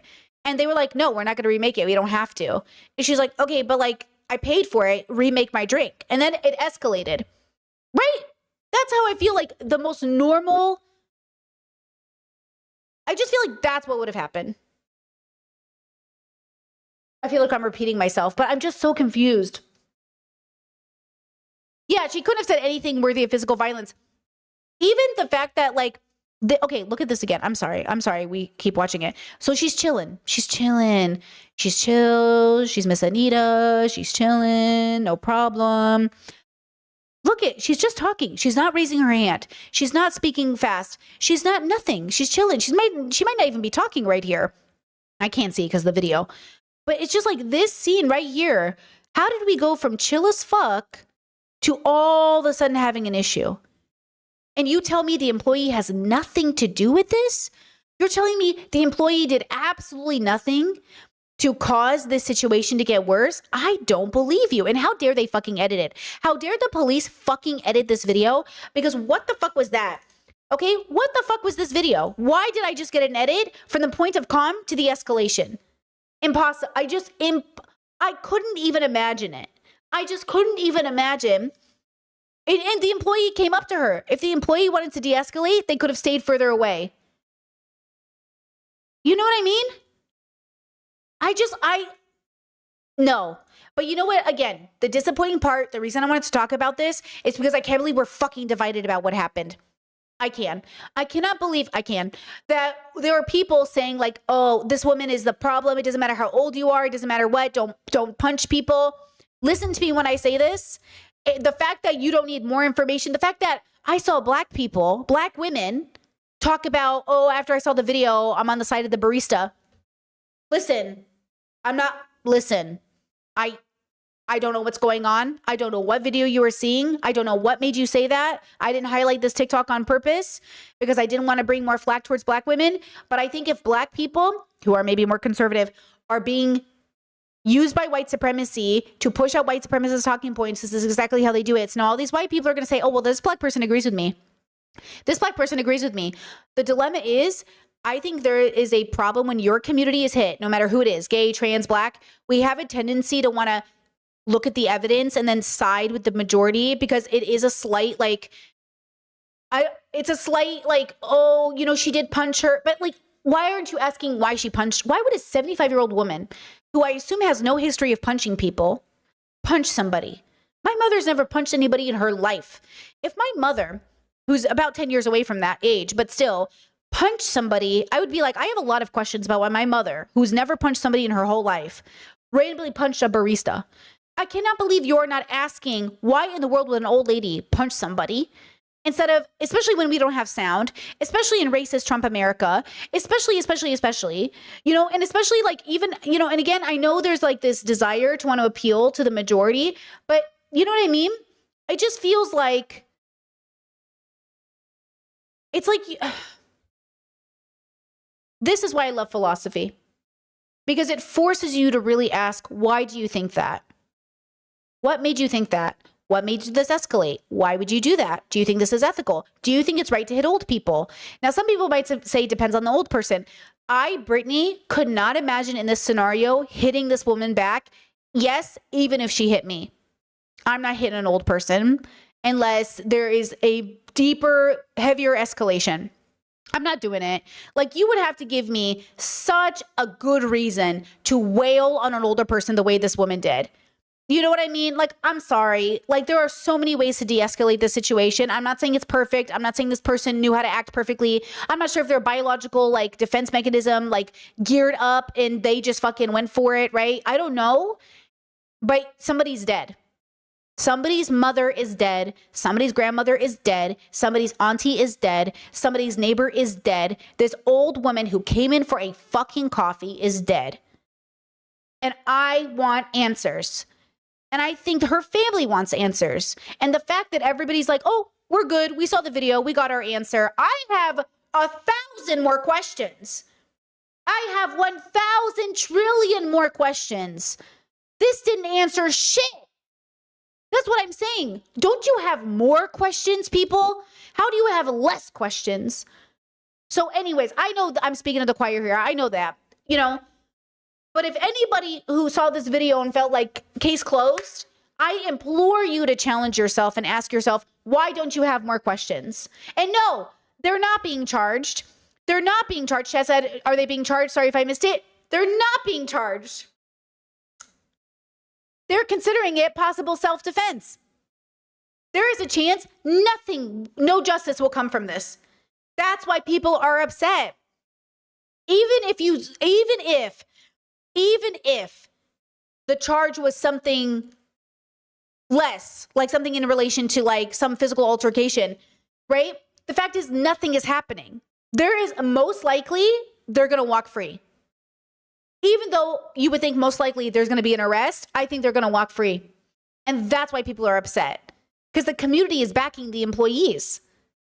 Everyone, that's what I'm saying. The internet, or at least that's what I'm saying. Even seeing Black women specifically defend the baristas, I was like, hello? Why are we defending these baristas? Okay. And so, right? But yeah, it's pending. We'll have to, maybe by Monday, Tuesday, we'll have an answer. We don't know what's going to happen though. But as of right now, no arrests have been made. Or at least the last article I saw says no arrests have been made. That's insane. Yeah, I think, I don't know. And again, I'm not sitting here advocating for prison, but a woman died over what? And by the way, pause. Even if she hadn't died, what are we doing? Even if she hadn't died, what are we doing? You know what I mean?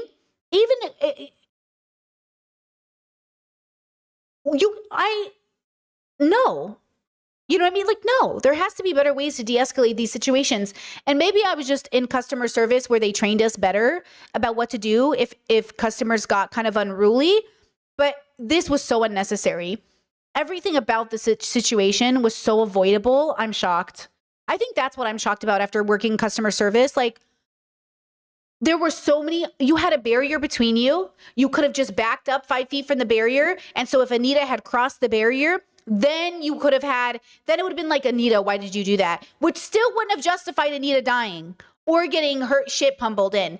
Because, like, again, call the cops, call somebody, call your management, remove yourself from the store. Ask her, hey, are you doing okay? Maybe she's having a mental health crisis. Maybe she's fucking psychotic today. We need help. Maybe we need to, Anita, hey, are you okay? Like, it's not like the worker came over and was super nice. There were so many, I just thinking about like 20 different options of what she could have done.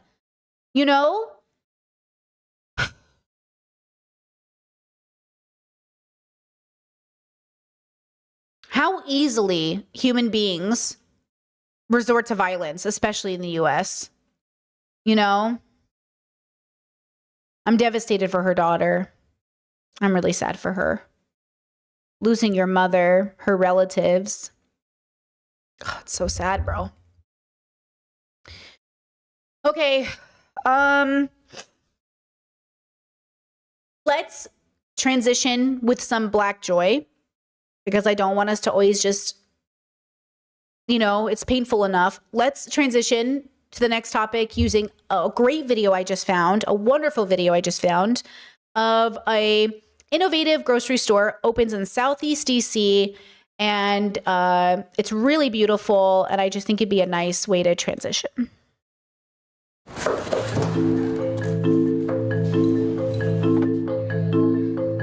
It still feels surreal. Like, sometimes I'm like, oh my gosh, we have a whole market. The Anacostia River cuts through Washington, D.C., dividing neighborhoods with plenty of grocery stores from those with very few. This side of the water, it's been a little scarce, right? I know we had one Safeway up the street for a while. There are only 2 other full-service grocery stores in Ward 8 for more than 75,000 people. But this store is trying to change that with a fresh idea. This isn't the typical charity handout model. This is really making sure that the community understands food sovereignty in a way that we don't traditionally talk about food east of the Anacostia River. Christopher Bradshaw spent 18 years building the food justice nonprofit Dreaming Out Loud. He's connected local farms with local businesses and run urban farms and farmers markets. And he'd always wanted a grocery store. Some form of grocery and food production always was a part of the vision. Where you have folks that have to take a bus or multiple buses to get to a grocery store. We wanted to be able to be situated in the neighborhood, but also be able to get door to door with groceries for folks. His vision became reality in September 2025, where he broke bread with the community at the grand opening. Opening day was beautiful. It was really emotional. Opening day, I was so proud.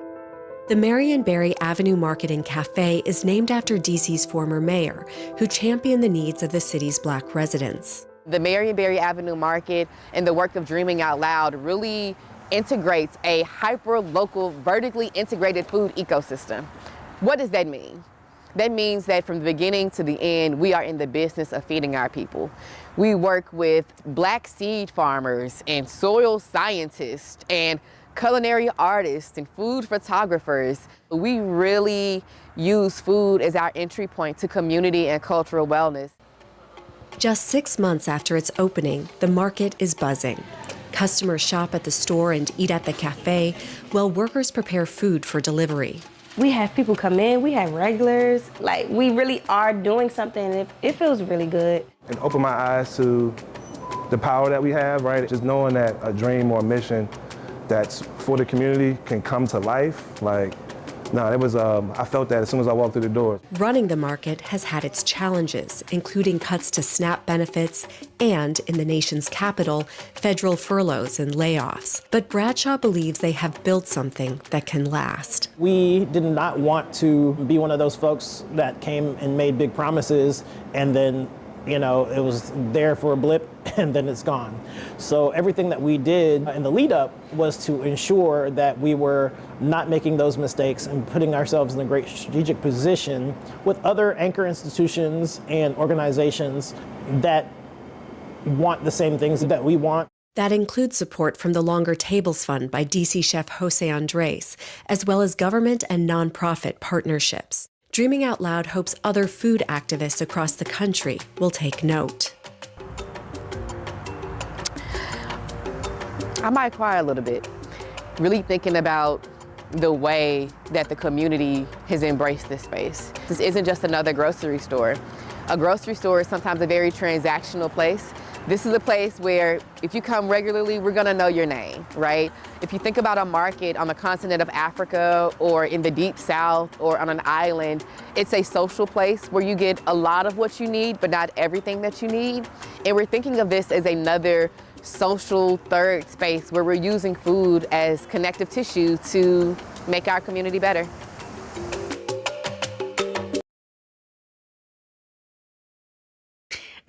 First of all, I love everything about her hair, her aesthetic, her everything. But yeah, I thought that was really beautiful. I saw that this morning and I was like, okay, I wanted to transition using something really beautiful, but also,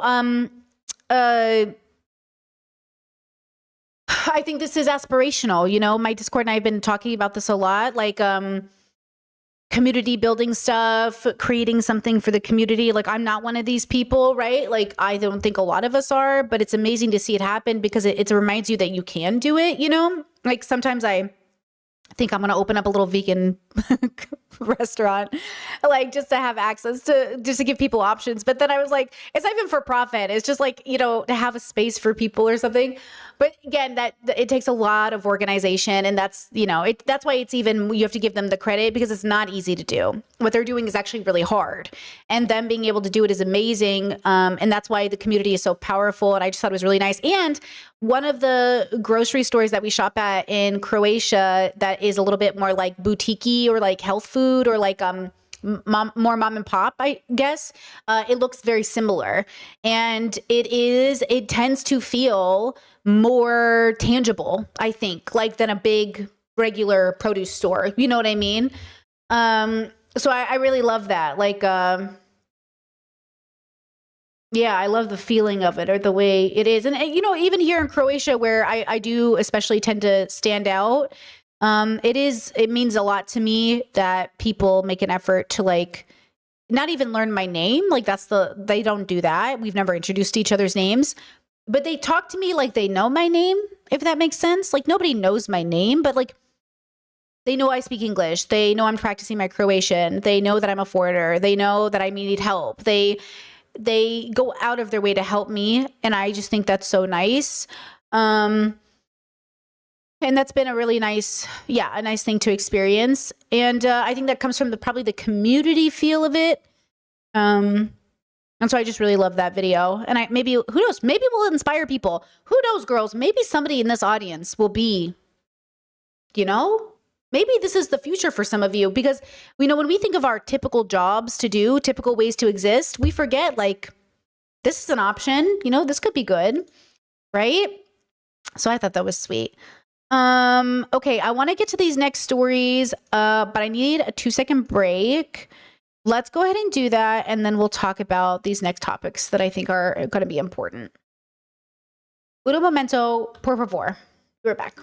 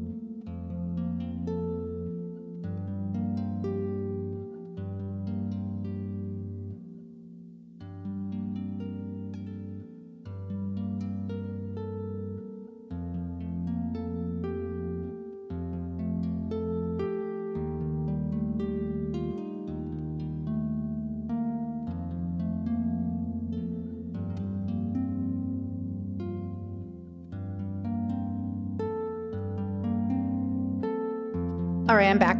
Pausing music in 1, 2, 3. Chat just corrected my language on something that I think is important. So I was making the argument on behalf of Anita. I fell into a rhetorical or like a rhetoric trap that says like, oh, Anita, who I assume has never punched anyone before, like you should ask questions. I was thinking more from a mental health perspective, like, oh, she's acting out of character. I assume they know her. I assume she's a local, da da da da.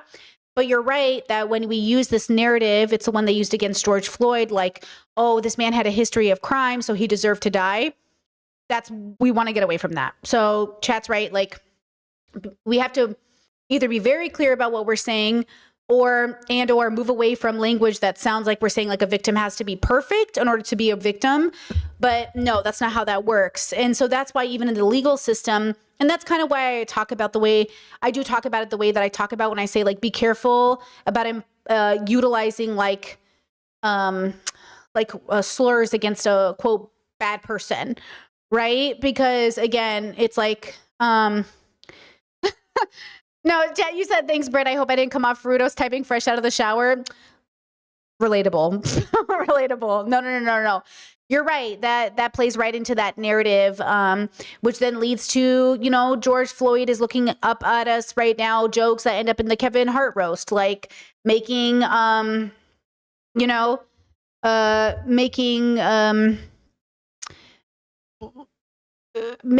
imperfect victim, making it justified to treat them badly, right? So, yeah.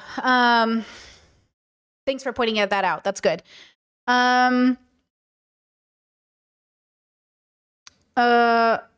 Discord said, I was audio only on your monologue about why we shouldn't use black pain lightly to make a vegan argument. I wanted to say how much I appreciated the way you explained it to people outside the black bubble, why slavery was so horrific. I appreciate that, Discord. Thank you.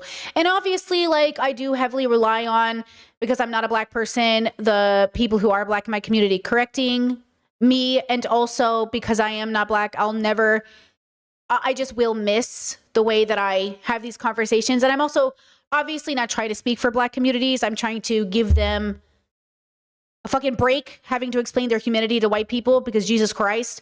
And that just, trying to do my part.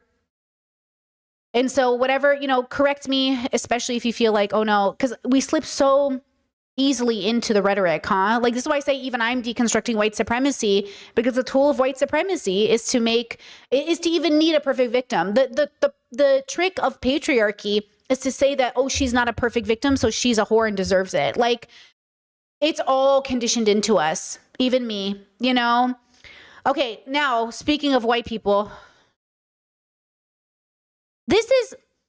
I'm so tired. I'm tired this week. We saw how the beginning of stream went, okay?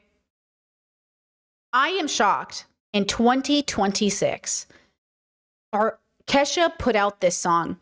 I cannot believe in 2026, this is what Kesha decided to do with her free will. I'm shocked. Maybe we don't even have free will after all. I mean, I know we always joke about it. Do we have free will? I don't know what it was that. Look at it. It's bad. Let's try that new position. Wait. I'll give you my permission. Let's try that new position. Love me like Japanese. Hot pink like kawaii. Let's get experimental.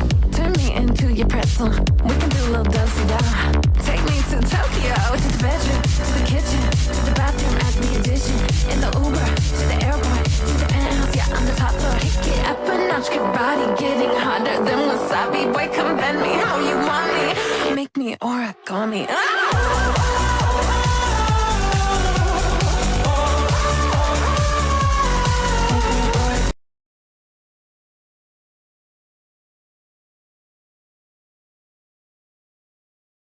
In 2026, origami, Tokyo, wasabi, kawaii? What are we talking about, girly? Wait, is she wearing a strap? Hold on now. Oh, she's wearing almost like a chastity belt here. That's just crazy, brother. I can't believe this happened.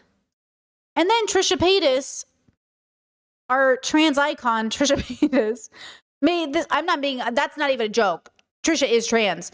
But it's giving white woman did Asian again. And I'm sorry, Trisha, but what is this? And Trisha's problematic, right? Trisha always does this. That's why Trisha is so frustrating for me, because she has not learned. Okay, they have not learned nothing.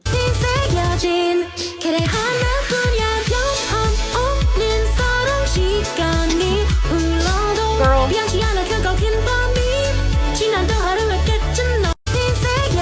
Okay, Trisha put out a Korean song, and then you saw Trisha probably on Euphoria. Men used to be right. This just hunters happened. And gatherers and protectors, but now they're being forced to walk around on their tippy toes. I mean, it's not natural. Men should be free. They should be able to speak their mind, voice their desires. Oh, you think they're being too restricted by Yes. society? Like if a man today were to say that he wants a girlfriend that can cook or clean, he might as well be screaming the N-word. Okay. Well, you sound like Okay, right? And then watch this Korean lady try to translate Trisha's lyrics. Person understand Trisha Paytas is Korean? Credentials, I'm Korean. Hi. I'm actually going to this blind. I haven't seen it yet.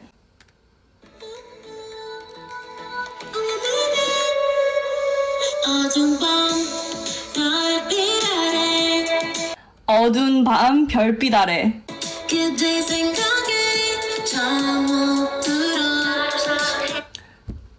그대 생각에 잠 못 들어. And I even hear the in the back.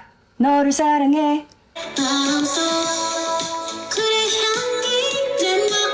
You guys are saying this is Daisy and she used to be in a K-pop group? Oh, cool. I didn't know who she was, but that's cool.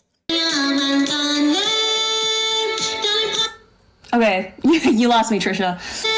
바람 속 그대의 향기? 내 마음은? And then she lost me. Girl, what?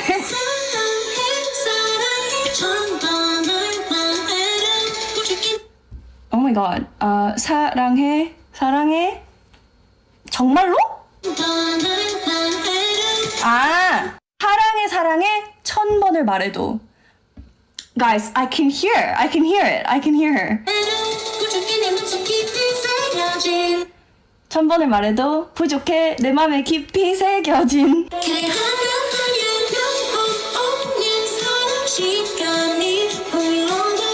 Okay. 변함 없는 사랑 시간이 지나도? Is that what she said? Wait, I don't remember. Guys, this is a memory issue now. I can hear her. I just don't remember the lyrics.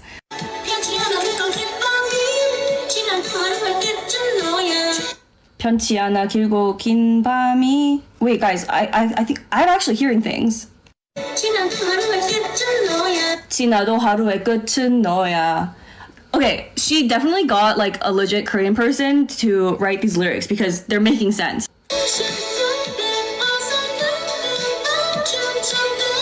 Okay, she lost me again. Cause what? Okay, yeah, she's definitely lost me. I don't know what she said there on the second line.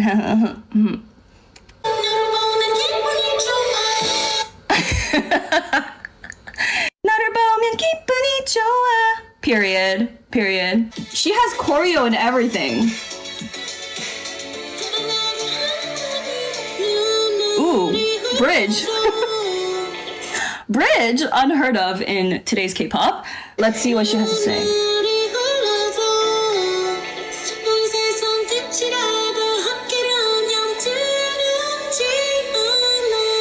Okay,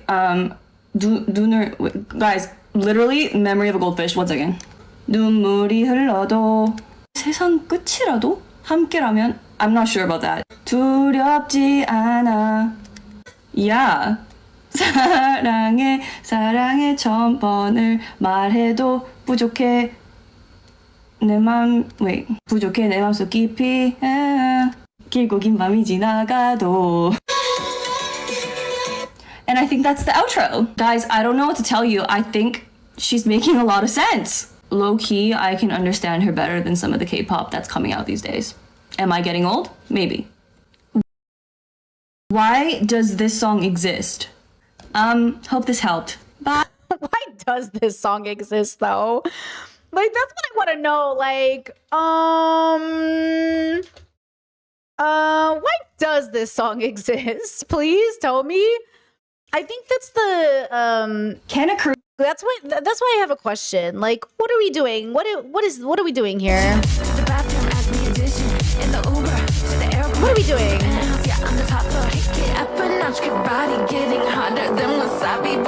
Giving hotter than wasabi. Make me origami. What are we doing? This is why I'm poor, because I need to exploit minorities more. Because what? That's a joke. I would never. Oh, chances this is gonna demonetize you. Honestly, worth to have this conversation. I made $5 so far on my Brit video about Matt Dillahunty. I've made like, I think $5 as of this morning. So just, you know, I take the hit for the love of the game. You know how it goes. What is this, bro? What are we even talking about? You know? It's so Katy Perry 2010, right? Katy Perry, what was I doing? No, 2012, 2014 Katy Perry. Oh my God. It's like, what are we doing? I don't get though, Kesha especially, like they need some Gen Z brand. They need some millennial brand reps to be like, look, we're not doing this. Origami, Wasabi, are you fucking crazy? I just can't. This is what I'm saying. Like, how can anti-racism be a part of your rhetoric if you're sitting there and be like, I know what I'm going to do. I'm going to rhyme wasabi with origami. I'm laughing because I can't do anything but that or cry. And I've already cried today on stream, so I'm not about to laugh. Or I'm not about to cry again. You know what I mean? Fuck, that's so crazy to me, bro. I literally was watching that Kesha video with my partner and I jumped out of bed and I said, no, she is not doing this. And he was like, I can't believe it. And I was like, bro, how tone deaf can you be? And he was like, I don't even know what's happening. I was like, I don't even know what's happening. What's happening? Now, I will say this for Trisha. Infamously, Trisha was always known as spending all of their money on their music videos, even if they didn't make the money back. And I will say the production of this video is insane.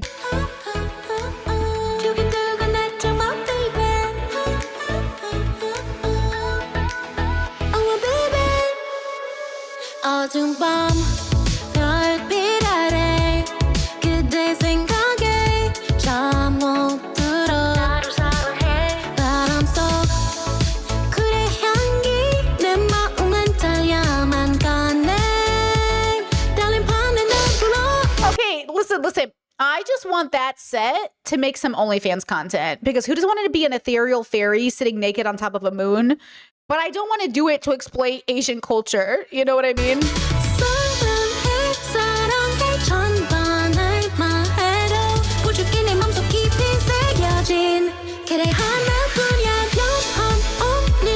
Like, imagine this is your mom, and there's some part of you that's like, my mom's pretty crazy and out there. You know what I mean? But also, like, that's your mom, bro. And you're going to have to explain to your friends in 20 years how your mom used to make blackface videos and say the N-word and do Asian fishing and whatever the fuck this is. Like, you could have used all this money to do so many other things.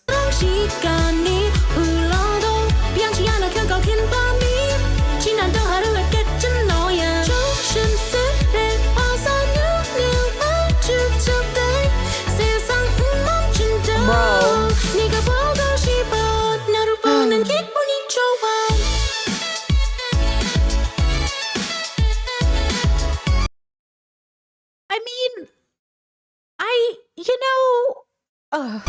okay.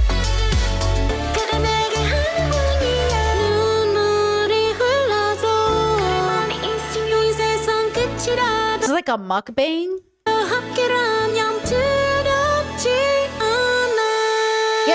Yeah, Chad said, is this how they transfer K-pop to being white dominated? Yeah, white people they just can't fucking stay in their own lane. They got to be like, how can I steal? This is so colonizer of her to be like, yeah, you know what I'm going to do? This. And I do think what makes it kind of worse, in my opinion, is that, like, the people who are represented in this group, some of them will come out and be like, oh my God, it's so great that like she learned Korean and it's so great that she did this. Remember when Justin Bieber did that Spanish song and then he tried to sing it for his fans and he couldn't remember the lyrics? It's because he only learned it to win over the Spanish viewership, which worked, by the way, because it felt really cute and necessary to be seen and wonderful, but also it wasn't good. Like, it wasn't actually authentic. And so it really disappointed a lot of fans because they were like, oh my God, he speaks our language, but he doesn't. And I get it. Like, maybe they could have branded it better. Maybe they could have said, like, hey, we want all of our fans around the world to love us. Like, let me learn the language. But it was just like, it feels like bad white branding.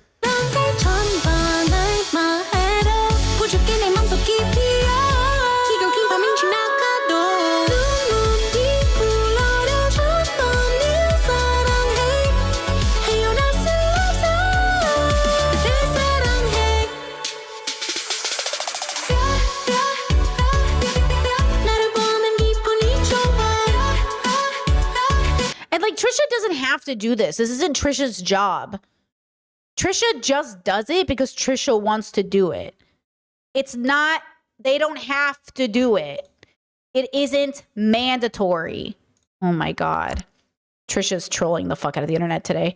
Crying on the kitchen floor music video. Trisha Paytas. I'm dead. Yeah. It's time that I rediscover the last 20 years undercover. Pink G-Wagons on the blown out lips. Life through a lens so expensive. Tell me just how did I get through this? Looking for a better way. Bleach blonde out her own damn mind. I colored out. Honestly, this is what, you know what? Do this. You know what? Fine. Do this. This is white people. This is white people. You can do this, right? This is white people. You can do this. Exploiting your mental health and, you know, making money off of 20 years of being a horrible person on the internet. So that's exactly what white people do. Chicken nugget dreams and a cold nightmare. 20 million eyes just click and stare. Never had a chance, was it ever fair? Oh my God. Better way. That girl still crying on the kitchen floor.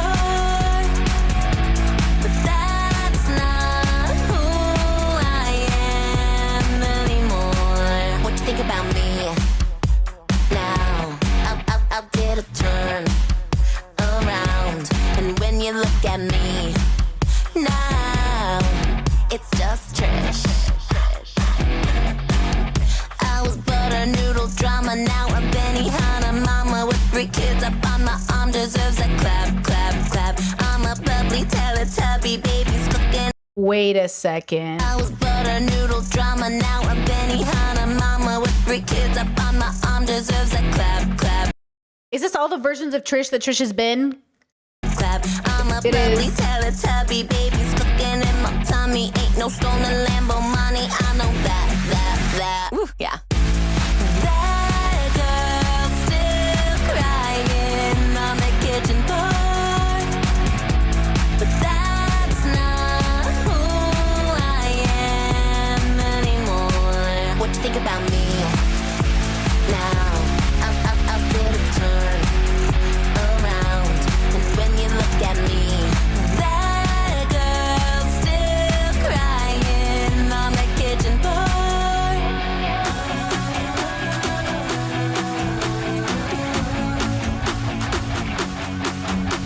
Her hair was trash, but not no more. Get up off that kitchen floor. You wanna read? There's so much more. Buy my book, now in stores. That girl still crying on the kitchen floor,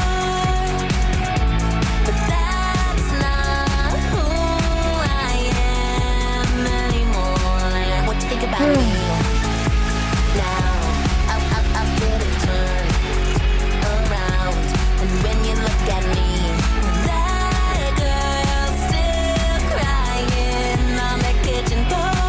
It's just Trish. Okay, just to clarify, is her blackface one in here? Her Django Unchained enslaved woman cosplay, is that in here?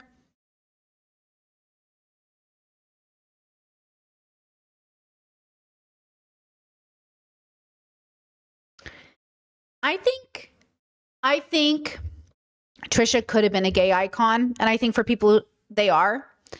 I just think that Trisha, I would have loved to have been in a different timeline where I could celebrate Trisha, but I can't. You know? Because I think, like, look at all this money, and there is a talent to being so into yourself that you can make this brand. Look, Cher did it the best, and I think Cher continues to do it the best. But I think Trisha is trying to be a modern day Cher, where, like, Cher is that girl, okay? But Cher also had a much better reputation. You know what I mean? Than Trisha did, as far as I understand it. So it's like, yeah, like I would love to celebrate Trisha and be like, wow, this is like so much fun. But then I just think about all the harm that they've done without any of the right kind of like reconciliation in my mind.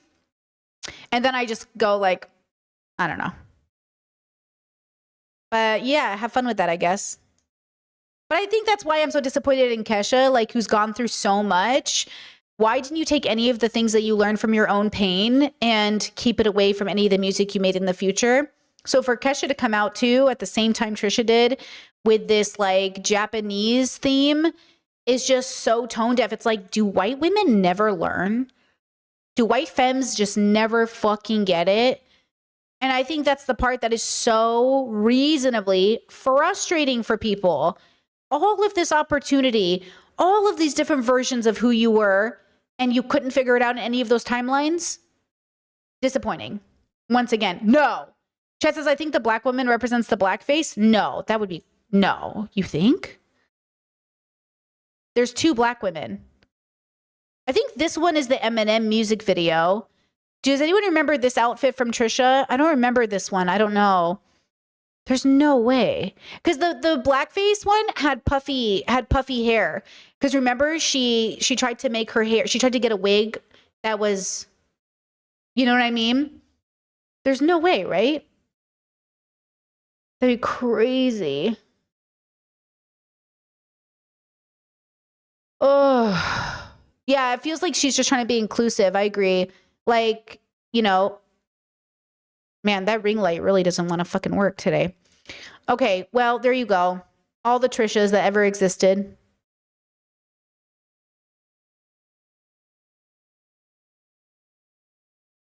Yeah, weird. Okay. Now, speaking of somebody who's been a lot of people, Trisha, me, lots of people share, but this individual is this is probably one of my favorite TikToks that I've ever seen in my whole life. I hope this person is a cool person because I just came across this TikTok and I died. Are you ready for this? This is if queerness was a person and embracing all the different selves you could be in a lifetime was a person. This is amazing, really. I don't think there. It says, is there anything you didn't do? Honestly, I don't think there is. So obviously, I've been a hot Cheeto girl. I've been preppy. I've been artsy. I've been country as a girl, country as a dude. I've been emo. I've been scene. I've been gothic. I've been pinup. I've been like glam housewife. I've been Guidette. I've been Guido. I've been nerd as a girl. I've been nerd as a dude. I've been sporty. I've been soft mask. I've been hard mask. I've been like pixie alt. I've been like fringe prep. I've been grunge. I've been punk rock as a dude. I've been punk rock as a girl. I've been pregnant. I've been a full-time dad. I don't consider myself a dad, but it is ironic that I look like one. I've been a hipster girl and a hipster dude. I've been a fake hippie. I've been an edgy girl, an edgy dude. I've been like a Southern belle. I've been low-budget Vogue, sort of. I've been an orange girl. I've also been an orange guy. I have been a British girl. I have been a British dude. I have been natural, except for my fake hair. I have been bohemian. I've been hair chic. I have been a Marlboro mom. I have looked like a ballerina. And also a convict, although this actually isn't a mugshot. It's my passport photo, which makes it even worse. Honestly, They are so funny. I gag. I think this is funny. Like, they're great. Honestly, I love all the different, this is what I'm saying, like, know who you are in the story. And I kind of like that. Like, I love that they were like, you know, I've been a dad, even though I don't identify as a dad. I've been pregnant. I've been an orange boy, orange girl. And I was like, that's so funny. And that's what I'm trying to figure out. Like this is a person who's really tried. And I think I love that. That maybe that is what the Trishas of the world are trying to do. The only dilemma is that, does it need to come at the expense of other people? You know what I mean? Can't you do it without coming at the expense of, you know, it just feels so unnecessary. Like so much unnecessary harm, you know? Oh, anyways. Okay, let's end stream with this video that I've been wanting to watch about, it's called The Rise of Online Cruelty. And it has Asmongold in the thumbnail. And I just have a feeling it's going to be interesting. Okay, so let's end stream with this video. It's about 40 minutes long, so we'll be here for 7 hours. Okay, let's see.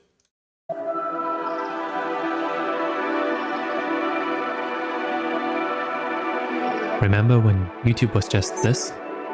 A platform of self-expression. A platform without legacy media flooding your recommendations.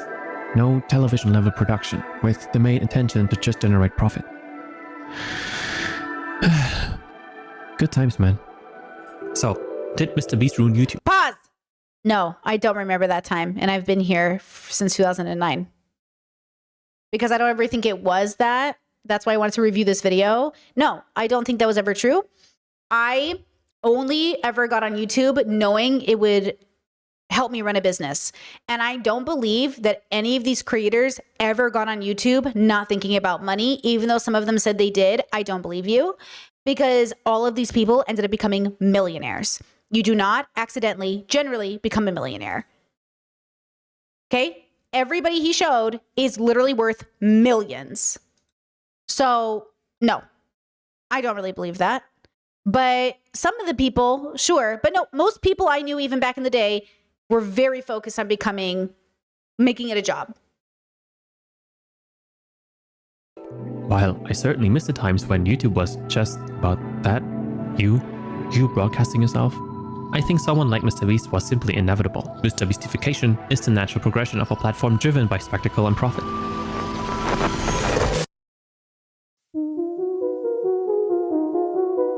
But there's always Hold on, chat. Chat says I had a whole skateboarding channel when I was 16 on YouTube with no expectation of money. That's not what I'm saying. Did you ever once think about going viral, getting famous, being noticed by Tony Hawk? Did you ever think about those things? Or were you just a kid expressing yourself? Most of these people were not children. They were adults. And most of them, even before monetization started, were using it to go viral. Right? So that's what I mean. That's like, just because you didn't do it, just like lots of people don't do it, doesn't mean the people he showed didn't have that intention. He deliberately showed some of the biggest creators on the platform, 100 million subscriber big channels, right? So like, focus on the content and why the commentary is what it is before, you know what I mean, right? Part that's missing when I see content romanticizing about the old days of YouTube or even the internet as a whole. What happens when platforms only driven by spectacle and profit become unstoppable forces? Not just the rise of corporate soulless slob colonizing your time, but most importantly, the rise of cruelty. What happens when drama meets real life? In this film, we go through the various stages of structural online cruelty, ending with who I think could be considered as one of the main architects responsible for the rising online cruelty and therefore the rise of political cruelty worldwide. Cruelty itself has always been part of the internet. I'm not naive. We all know what the internet is capable of. Like, I don't know if you can remember this, but the case of Everybody knew this. Manatot. I'm old, I know. Predatory content creators, swatting wildcats, doxing cases, and so on. What I want to highlight is the scale and industrialization of online cruelty. How it developed from isolated, unmonetizable, largely publicly despised cases to normalized industrialization of monetizable cruelty. And honestly, this whole video was inspired by this clip from XQC. You guys are naming people that Wait, hold on. are like sex offenders and out there racist and fucking fucking people that promote harm and shit. Yo, that's not canceled. That's the law. That's the fucking law. When you do a crime, you go to jail. You're not canceled. You're a criminal. Which, is ironic.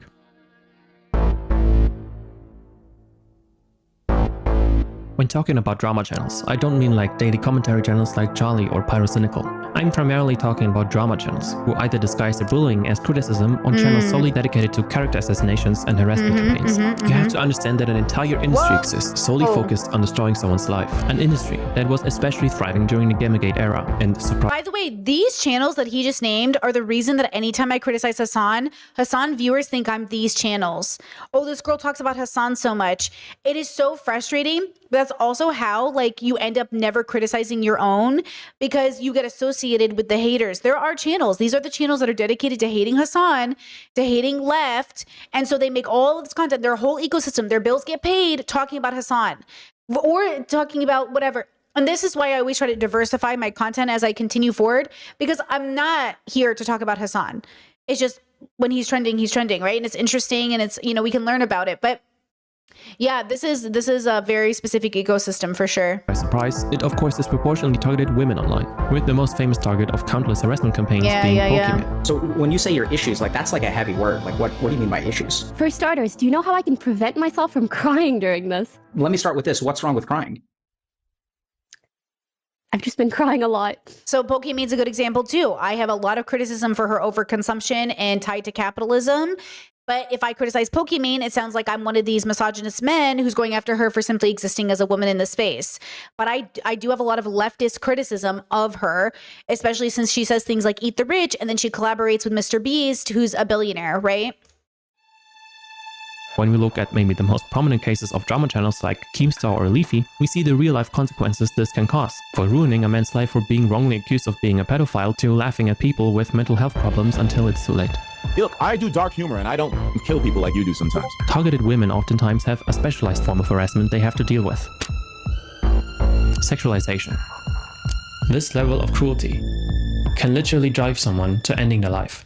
This cancerous spread of targeted hatred is unfortunately the logical consequence when hate just makes a ton of money.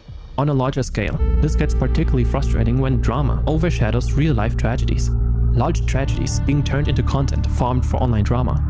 Like in Cuba, doctors are manually operating ventilators in order to keep babies alive. And all online people care about is a rich socialist staying at a 5-star hotel in Cuba. Like, do you hear yourself? Children are being murdered with your tax money by a pedophile rapist president. You privileged, canceling woke moralists. I don't care who delivers help, they need help. Where is Mr. Beast? Yeah. I truly believe that most of them aren't doing this with a calculated, cold-hearted motive. I believe they are so hyper online that they simply cannot fathom real-life suffering anymore. Content demons. It's become physically impossible for them to show empathy anymore. If that's not the case, there can only be one other reason why you would focus on a meaningless drama online instead of real-life suffering. Wait, let's look at the drama channels here again. Wait. But you know what's interesting about these people? I also think a big part of it is that they're men raised in patriarchy who haven't deconstructed. So it is also the ecosystem of being boys. It's a very boy niche. And it's very important that's why I signal so hard to my audience. That's why I'm so proud that 70% of you are, quote, female, is because like I know what it's like. I know what this ecosystem is. It's really negative. They're literally raking in views too. It's like, it's a very interesting ecosystem. Do you notice something? Mostly the same targets, same talking points. What do a lot of these targets have in common? Woke progressives, if not even leftists. Do these drama channels, or should I even say channels solely focused on grifting, have a political agenda maybe? I mean, when looking at the Gamergate era, it's not a too far-fetched idea, right? What started as meaningless, apolitical online drama delves deeper and deeper into right-wing culture war talking points with clear definitions of in-groups and out-groups. You could say that the drama channels are basically just the new tabloids like TMC or The Sun. But in the creator space, mixing harassment campaigns with parasocial relationships creates a potion that gets life-threatening real quick, especially when the target has no security team around them or if there's an ideological agenda mixed into it. This is a ticking time bomb. This level of harassment is only possible due to other... That was Charlie Kirk, Jank, and Hassan. This is a ticking time bomb. Look at these two besties just having fun together. I'm making a joke. It's a joke. This level of harassment is only possible due... Also, rest in peace to Hassan's shirt. This is a ticking time bomb. This level of harassment is only possible due to other platforms fostering this kind of toxic culture, like 4chan, Reddit, or X. The Everything app. The rise of astroturfing the timeline with often out-of-context clips from clip farms fuels the drama and rage bait even more, giving these channels more content to weaponize, which forces us to enter a whole other level of degeneracy online. Streaming. Specifically. Damn, that was fucked up, and you know what's also fucked up? Data brokers. That's what I call a smooth transfer. Thank you, Incogni, for sponsoring this video. For my bachelor's in design, I actually built a concept around how big data collects and saves our data. That was honestly the first time I really understood how much of our data isn't just being stored, but also being used to build detailed profiles on us. Our politics, what we buy, what we believe in, who we are, your income, which is particularly embarrassing, all of it being legally sold. And companies doing this are called data brokers. There are actually over hundreds of data brokers out there, collecting your name, address, employer, political beliefs, and so on. Sometimes even information about your loved ones. All this is happening without you ever agreeing to it. That would be weird. As part of my bachelor's research, I found out that removing yourself manually would take hundreds of hours, and after that they just recollect everything anyway. Incogni fixes this. You give them permission to act on your behalf, they automatically contact all those brokers and demand its removal. And brokers actually have to comply because of laws and rules and stuff. What's especially nice, the custom removals feature. If you find a specific website exposing your personal information, you can just send Incognito a link and an actual human privacy expert gets it taken down. Not an automated request, a real person handling exactly that page. Go to Look, I was so tired, I didn't and even use paint code my Herman nails. for 60% off an annual plan with a 30-day money-back guarantee. Click the link below and claim your 60% off. Thank you once again to Incognito for sponsoring this. Okay, hold on. Hold on, Ben. Who, by the way, Ben Horman, that's who we're watching. Since he took a break and a lull in the video, I want to show you this. Okay, check it. So somebody animated this Hassan clip. I swear to God, whoever can find me the origin of this clip, you need to do that, because what the fuck is this? Twitter on my laptop because it's not on my phone while I'm on the pooper. Okay, come downstairs. Wait, you have your laptop on your lap while you're taking I have a shit? desk in front of my bathroom. Shut the. You have a desk in front of your toilet? Yeah. You haven't seen it? I'll show you when we go upstairs. How did I miss that? It's not like a desk. It's like a side table. He's got. He's in all men. There are two wolves, and I think you're letting the autistic one win. Did I miss that? It's not like a desk. Y'all, the man has a problem. Like It's a like real a side problem. He's got. He's. Are you kidding me, bro? Brother, are you kidding me, brother? Do you know what I'm saying? Y'all, this is an addiction. The man is addicted. Like, it's an addiction. We are watching a man addicted. I cannot believe this. The animation goes hard, by the way. Goes hard. But I cannot believe, like, somebody do something. This man is literally, this is not good.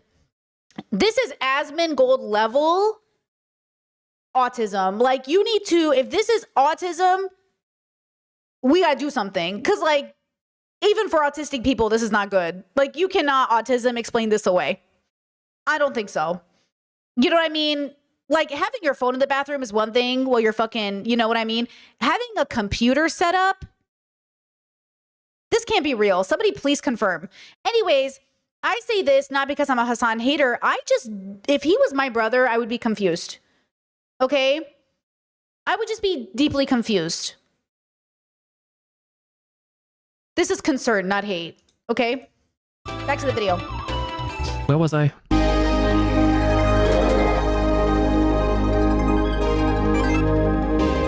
Hey, remember the height of prank content on YouTube? Casual racism, assault, sexual harassment, even arrest for fake bomb threats. Now imagine this type of entertainment being even way worse and live streamed on one of the biggest streaming platforms that exists, Kick. Kick was created as a competitive platform to Twitch under the umbrella of free speech and marketed as the creator-first alternative with a 95-5 revenue split. Kick began to gain massive popularity after the company and co-founder Trainwreck started paying streamers on Twitch millions of dollars to migrate over to them. Most notably XQC, Aiden Ross, and Drake. Yeah, he apparently loved to stream online gambling and got paid $100 million per year. But Kick's creation wasn't of course about goodwill or an ideological stance on free speech. Kick was founded after Twitch began to ban gambling streams on the platform. No. Chat's like, why can't he bring in his phone like everyone else? Because Twitter isn't on his phone, which is really good. I'm proud of Hassan for not having Twitter on his phone because he knows he has an addiction problem, right? That's smart. But then why would you bring the laptop into your toilet to be on Twitch? That's what I'm saying. Or Twitch? No, Twitter. That's X. That's what I'm saying. But this is a test. This is what I'm saying. Hassan is doing better for the world than like XQC, but ultimately they're both addicts. XQC is an addict. He gambles on stream. Do you know what I'm saying? That's what I'm saying. Like, it's so interesting about these boys on the internet. They're not that different, even though materially they feel different because one's, quote, doing the good stuff. But from a human perspective, I just see them as all addicts making millions of dollars and justifying their addiction because they're getting paid. That's what it sounds like to me is happening. Who were the most prominent gambling streamers on Twitch? Trainwreck, XQC, and Aiden Ross. But wait, paying millions of dollars to streamers, 95-5 revenue split. Where does all that money come from? Well, who founded Kick? Next to Trainwreck, Ed Craven and Bijan Tehrani, co-founders of Stake.com. an online gambling platform. So the company's goal is fairly easy to calculate. The more people on Kick, the more people could migrate over to Slay.com. So ad revenue isn't their only main income stream, it's also online gambling. The more attention Kick generates, the more profit it potentially generates. And the fact that most of the viewers are minors is of course just a cool fun fact. I ain't turning down $100 million, bro. You got me brother. I'll go on there and I will crypto gamble 24/7, dude. At that point, man, it's the parents' fault. You got me fucked up. Them kids, dude. Fuck them kids. More in line with the previously mentioned prank content, you have the likes of Neon or Jack Doherty, who dedicated their entire online presence to being a public nuisance. It's obvious that by being a provocative cop, they hope for any sort of escalation, so the moment can get clipped and distributed by paid clip farmers on platforms like Reddit or X, the Everything app. This will boost their virality and attention, therefore more profit. And as the good old prank videos, this type of content is always filled with edginess, racism, or any sort of hate speech. You're gonna burn in fucking hell, you Jewish. And if being a walking sewage isn't enough for you, well then we could go a step. By the way, a lot of these kids are rich. By the way, like Neon, apparently his dad's super rich. Apparently a lot of these kids have money. That's another part of this. This isn't just like kids who are coming from the streets, you know, like making something of themselves. A lot of these kids literally come from money. That's why people make fun of Hassan, because Hassan comes from a pretty good background, or a not good, like morally good, but like a well-off background. So that's what Jack Doherty too. Like, that's what I'm saying. Like, that's why people are annoyed with these streamers, because it's the most privileged action you can take as a man in patriarchy is to get on the internet and then in any way complain about anything, first of all, but also just like be a nuisance. Step further into abuse. By the way, Sneeko also comes from a nice background. Sneeko also comes from a well-established background. He went to college, he had funding, his parents are together. Like, it's not like he's some struggling kid. He actually grew up like pretty pampered. So like, that's what I'm saying. Like, a lot of these boys fucking, you know what I mean? They're just causing havoc because they fucking, I don't know, didn't struggle enough or something. Whoop. Hello? We should go and punch him up. They all want him to get punched up. A man arrived. My name's Harrison. Excuse me, my friend. Then, sensing something was up, tried to leave as HS's hangers-on kicked him and rained punches down on his head. They accused him of being a predator. I have no way of knowing if this could be true. Vitaly, a dinosaur in a concentration space and known for his old prank and harassment Drives content me on YouTube, crazy, is this nowadays man. known for his predator hunting content, trying to catch Gross. and secretly film alleged predators. This, as Or accuse innocent people of being predators when they're not, which he just did recently. you could imagine, has led to various cases of physical abuse or cultivating an environment that's, well, let's say hostile. And if you thought he Gross. does the public a favor, this has been proven time and time again that this form of justice only worsens the problems it's trying to solve. And also, by the way, if you really thought this is about his moral conscience of catching pedophiles, Who did you vote for? Who did you vote for? What do you think I voted for? Kamala? I did. Okay, makes sense. Usually all of them are pedos. Oh, you voted on the pedos? Yeah. Not the president and the Jeffrey Epstein and all that stuff? No, there's no proof on that. Yeah, there's no proof of that. Yeah, because every time we catch a predator, they voted for Kamala Harris. I haven't made a Trump. Speaking of... See, all these people who say they care about pedophilia voting for Trump. Thank you, Luna, for the super chat. Says, hey, I'm just at the beginning of a stream, and I wanted to thank you for all the effort you put into streams. Take your resting time, Britt. Thank you guys so much. Man, that was a rough start to stream, huh? I bet if you're coming in right now, you probably didn't even, you know, but the beginning of stream... Thank you so much. I appreciate that super chat. And tomorrow I will be taking off stream, but I will have a members video out because my body is out of spoons this week. Thank you. crimes and pedophilia, yes, this is also a widespread thing that's happening on Kick. From stream to minors to sexual harassment or even filming the act without the knowledge or consent of the woman and distributing it to the fans via Discord. How old are you? I'm 16. How old are you? Guess. 14? 15? What the hell? Damn, that's perfect. You can stand up. I play with that little 8th grade play. Wait, listen. How old are you? I'm 19. Oh, I'm 16. You said 18? Yeah. You could still write this off as edgy pedo jokes. I don't know Not good. who the fuck would do that, but you could. It goes beyond making jokes about pedophilia. Are you 20? No, I'm not 20. Are you 18? A little younger. Okay, I'll accept 17. You're 17? Yeah. What about you show me your face? It's a better idea. Ew! Ew! I'm really tired. I'm so tired. Ew! Oh my god. I'll show you a picture. See my screen? Yeah, unfortunately I can. Is that a 12-year-old? Bro, that girl just told you she was a sexual assault survivor, and your next question was how many bodies do you have? Wait, was it? Oh God. He goes on Omegle. Oh. Just to get girls to expose them. I like this guy's TikToks though. Please don't tell me there's anything wrong with him. I watch this guy's content. His little pranks and stuff. I like his like little magic tricks. Oh my God. Hopefully there's nothing wrong with him. Themselves.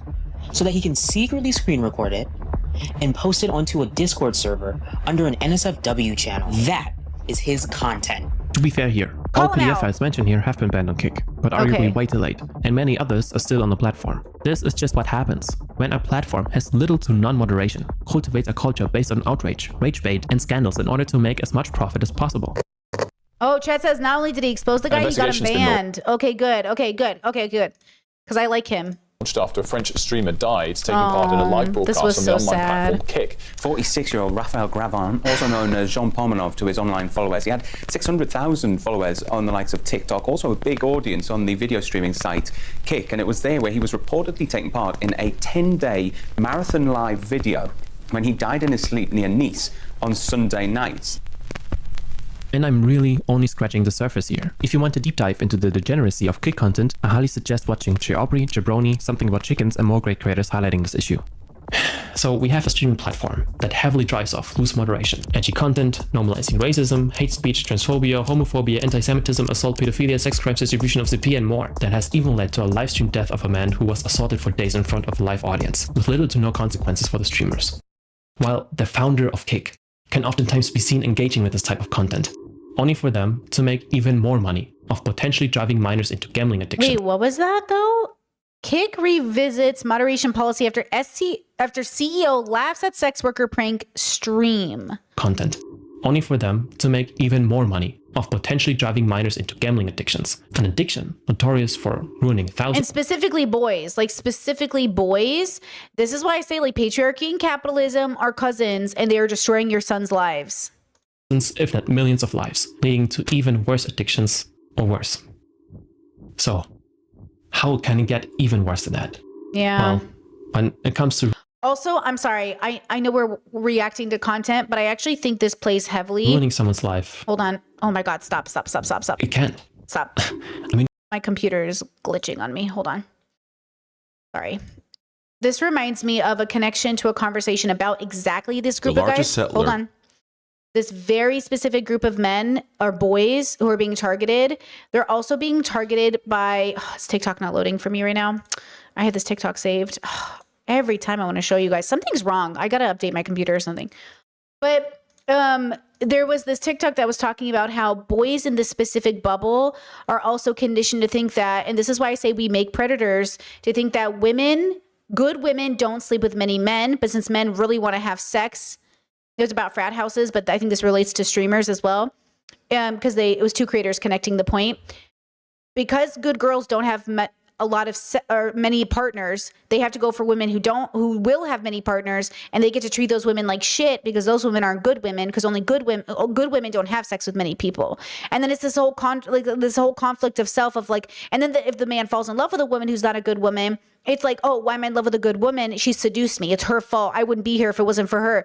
And this is what I'm saying. Like, we make predators. We raise our boys in a culture that tells them good women don't have many sexual partners, that tells them you're allowed to treat people badly if they're bad. That, you know, and this moves into the police brutality conversation we just had a second ago about like the way that if the victim isn't perfect, it gives us a justification for them getting a painful ending or inflicting pain upon them.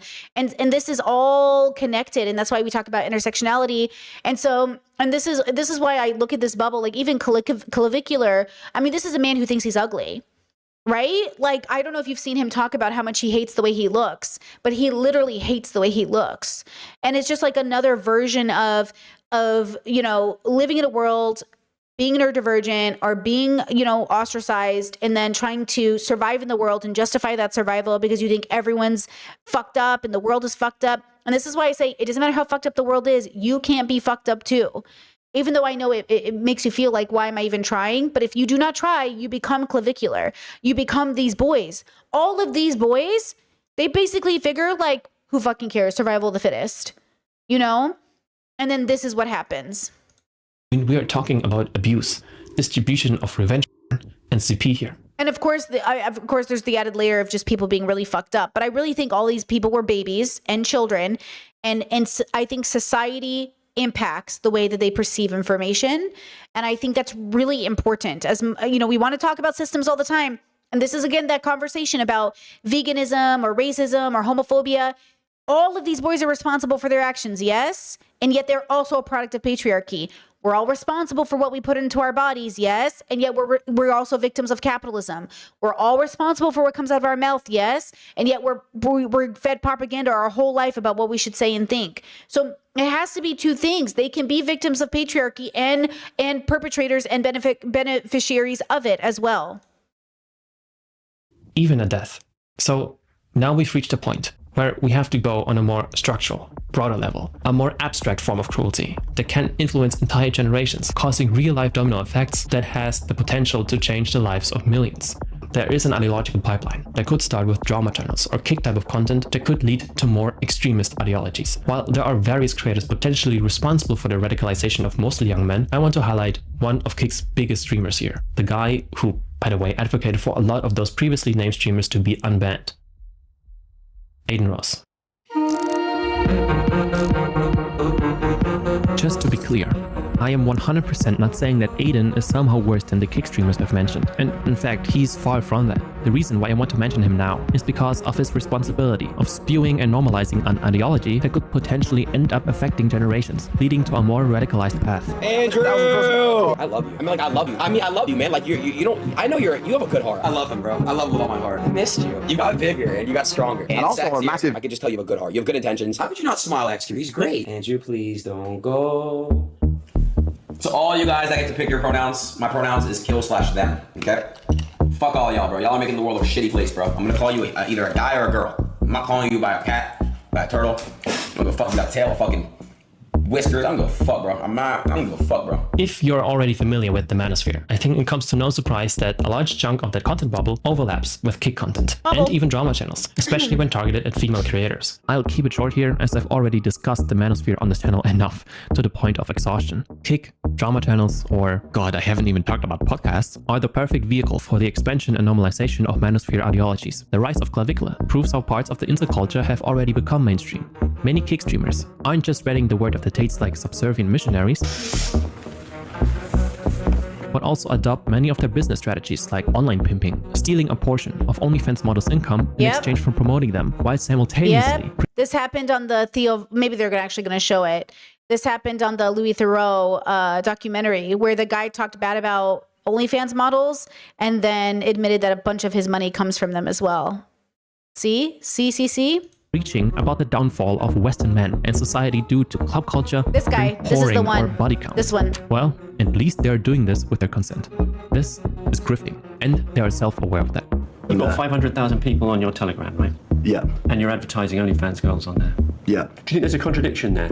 No, because I openly say I don't give a fuck, and I'm doing it for money. I don't care about the morality of it. I know it's not good. I say to people, don't watch porn. It's sad. It's loser shit. You can't say I promote it, but I discourage people from doing it. But you can. Why not try and be a good person? If I'd just done good things, I would never have really blown up on social media in the first place. I think this is what I've been saying for years. I know that to be true.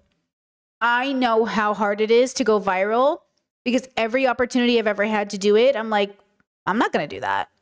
You know what I mean? So when I look at famous YouTubers, and that includes very famous quote leftist ones, and that includes Markiplier and all these other people, I know everybody's like, oh my God, they're like one of the good ones.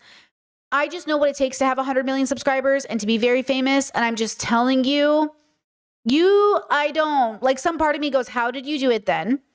Without it coming at the expense of something else. Hassan and the rest of them, like, you don't get that famous without it being on purpose.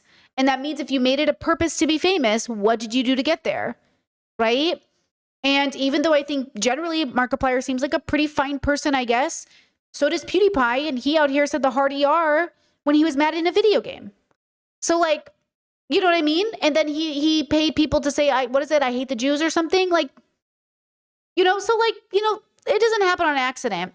And then you take all the sponsorship deals, which can be fine sometimes or not, gambling deals, you know what I mean? So there's layers to this, at least as a streamer who does this full time and I'm paying my bills with this job. I've been doing it for 7 years. I pay my bills with this job. Yes. I have had to turn down so much because I'm just like, I don't know if I can do that without it coming at the expense of some value. Of course I could be rich and famous by now if I did what these people do. And that's what I'm saying. You should be concerned about even the well-intentioned ones being famous, in my opinion, and still, you know, be reasonable with your criticism. You know, like at least Hasan is using his platform for good, I suppose. But I still think we should ask questions, you know? There's one problem, however. Little kids, huh? You always have to adapt your content. Just FYI, and I think this is probably the thing that is the difference. And I think a lot of femme people run into this problem, which is like women have a struggle to reach prominence. Even if they do, there's still, quote, the credits given to a man. Is even Hasan did collab with a lot of very controversial people in order to get where he is, including even currently advocating for the possibility of collaborating with or debating Asmongold, which is a collaboration, guys. That's what it is. I know people say it's not because he's pushing back, but that is what it is. That is what it is. It would be a very principled stance to say, I'm not even going to talk to these people. But it's, you know what I'm saying? But then it would really limit his reach. And he's trying to have the most reach. And I can understand that, especially if you're an educator or like a Dr. K or even a Britt Hartley, you're going to want the most reach. And yet you should question the reach you're gaining, you know? And that's all I'm saying. Like, we should question it, not accuse, question. Otherwise, it gets boring real fast. That's the downside of content that relies on I'm sorry, and just a reminder that if Charlie Kirk hadn't died, that in 2 weeks, Hasan would have also been on stage with him. If Charlie Kirk was not killed, in 2 weeks from that time, Hasan would have been in a video with Charlie Kirk, and we would have had a recent video of Hasan and Charlie once again working together. And I think that's questionable. Value. Outrage. And I think it's interesting that they go after the TYT, which they should, about collabing with Fox News or other conservatives, mostly because they won't collab with the leftists. But I think it's just as awkward. Sorry. Thank you. Go. Bye-bye. Rage bait. You always got to be even more outrageous, more extreme, pushing. Hold on. Chat says, what about how Dr. K got famous? Dr. K is not famous. He's not even close to any of the level of these people. Or is he the exception? He's not famous. Dr. K is not even close.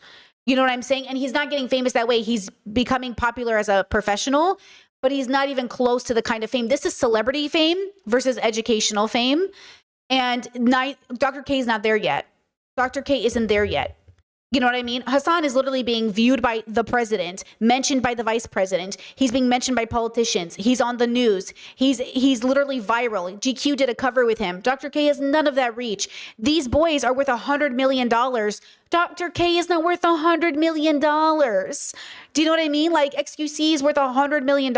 He's met the president of the United States.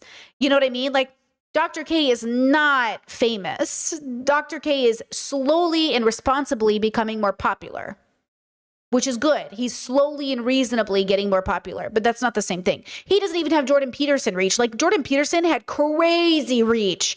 That man got famous. Everybody knew who Jordan Peterson was. And you only know Dr. K if you're, like Chat said, in the bubble, you know? The boundaries more and more. This is not a sustainable model. In order to not get banned into the shadow realms of irrelevance, you are pushed to do this kind of stuff. You know, I'm kind of thinking we should bring the Nazi salute back. Because the people we've been arguing with for the last 4 years have no interest in objective truth. Hail SpaceX! So I become a Nazi, yeah, bitch, I'm the villain. Choose man! Choose man!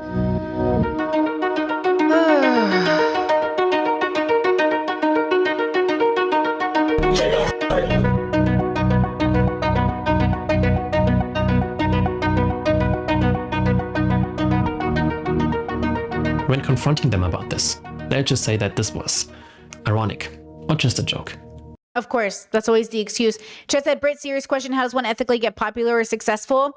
I mean, it's like going back to the Kesha thing. Like, Kesha, with all of her privilege, chooses to make a song that uses Japanese language or words, like, you know, writing wasabi with origami.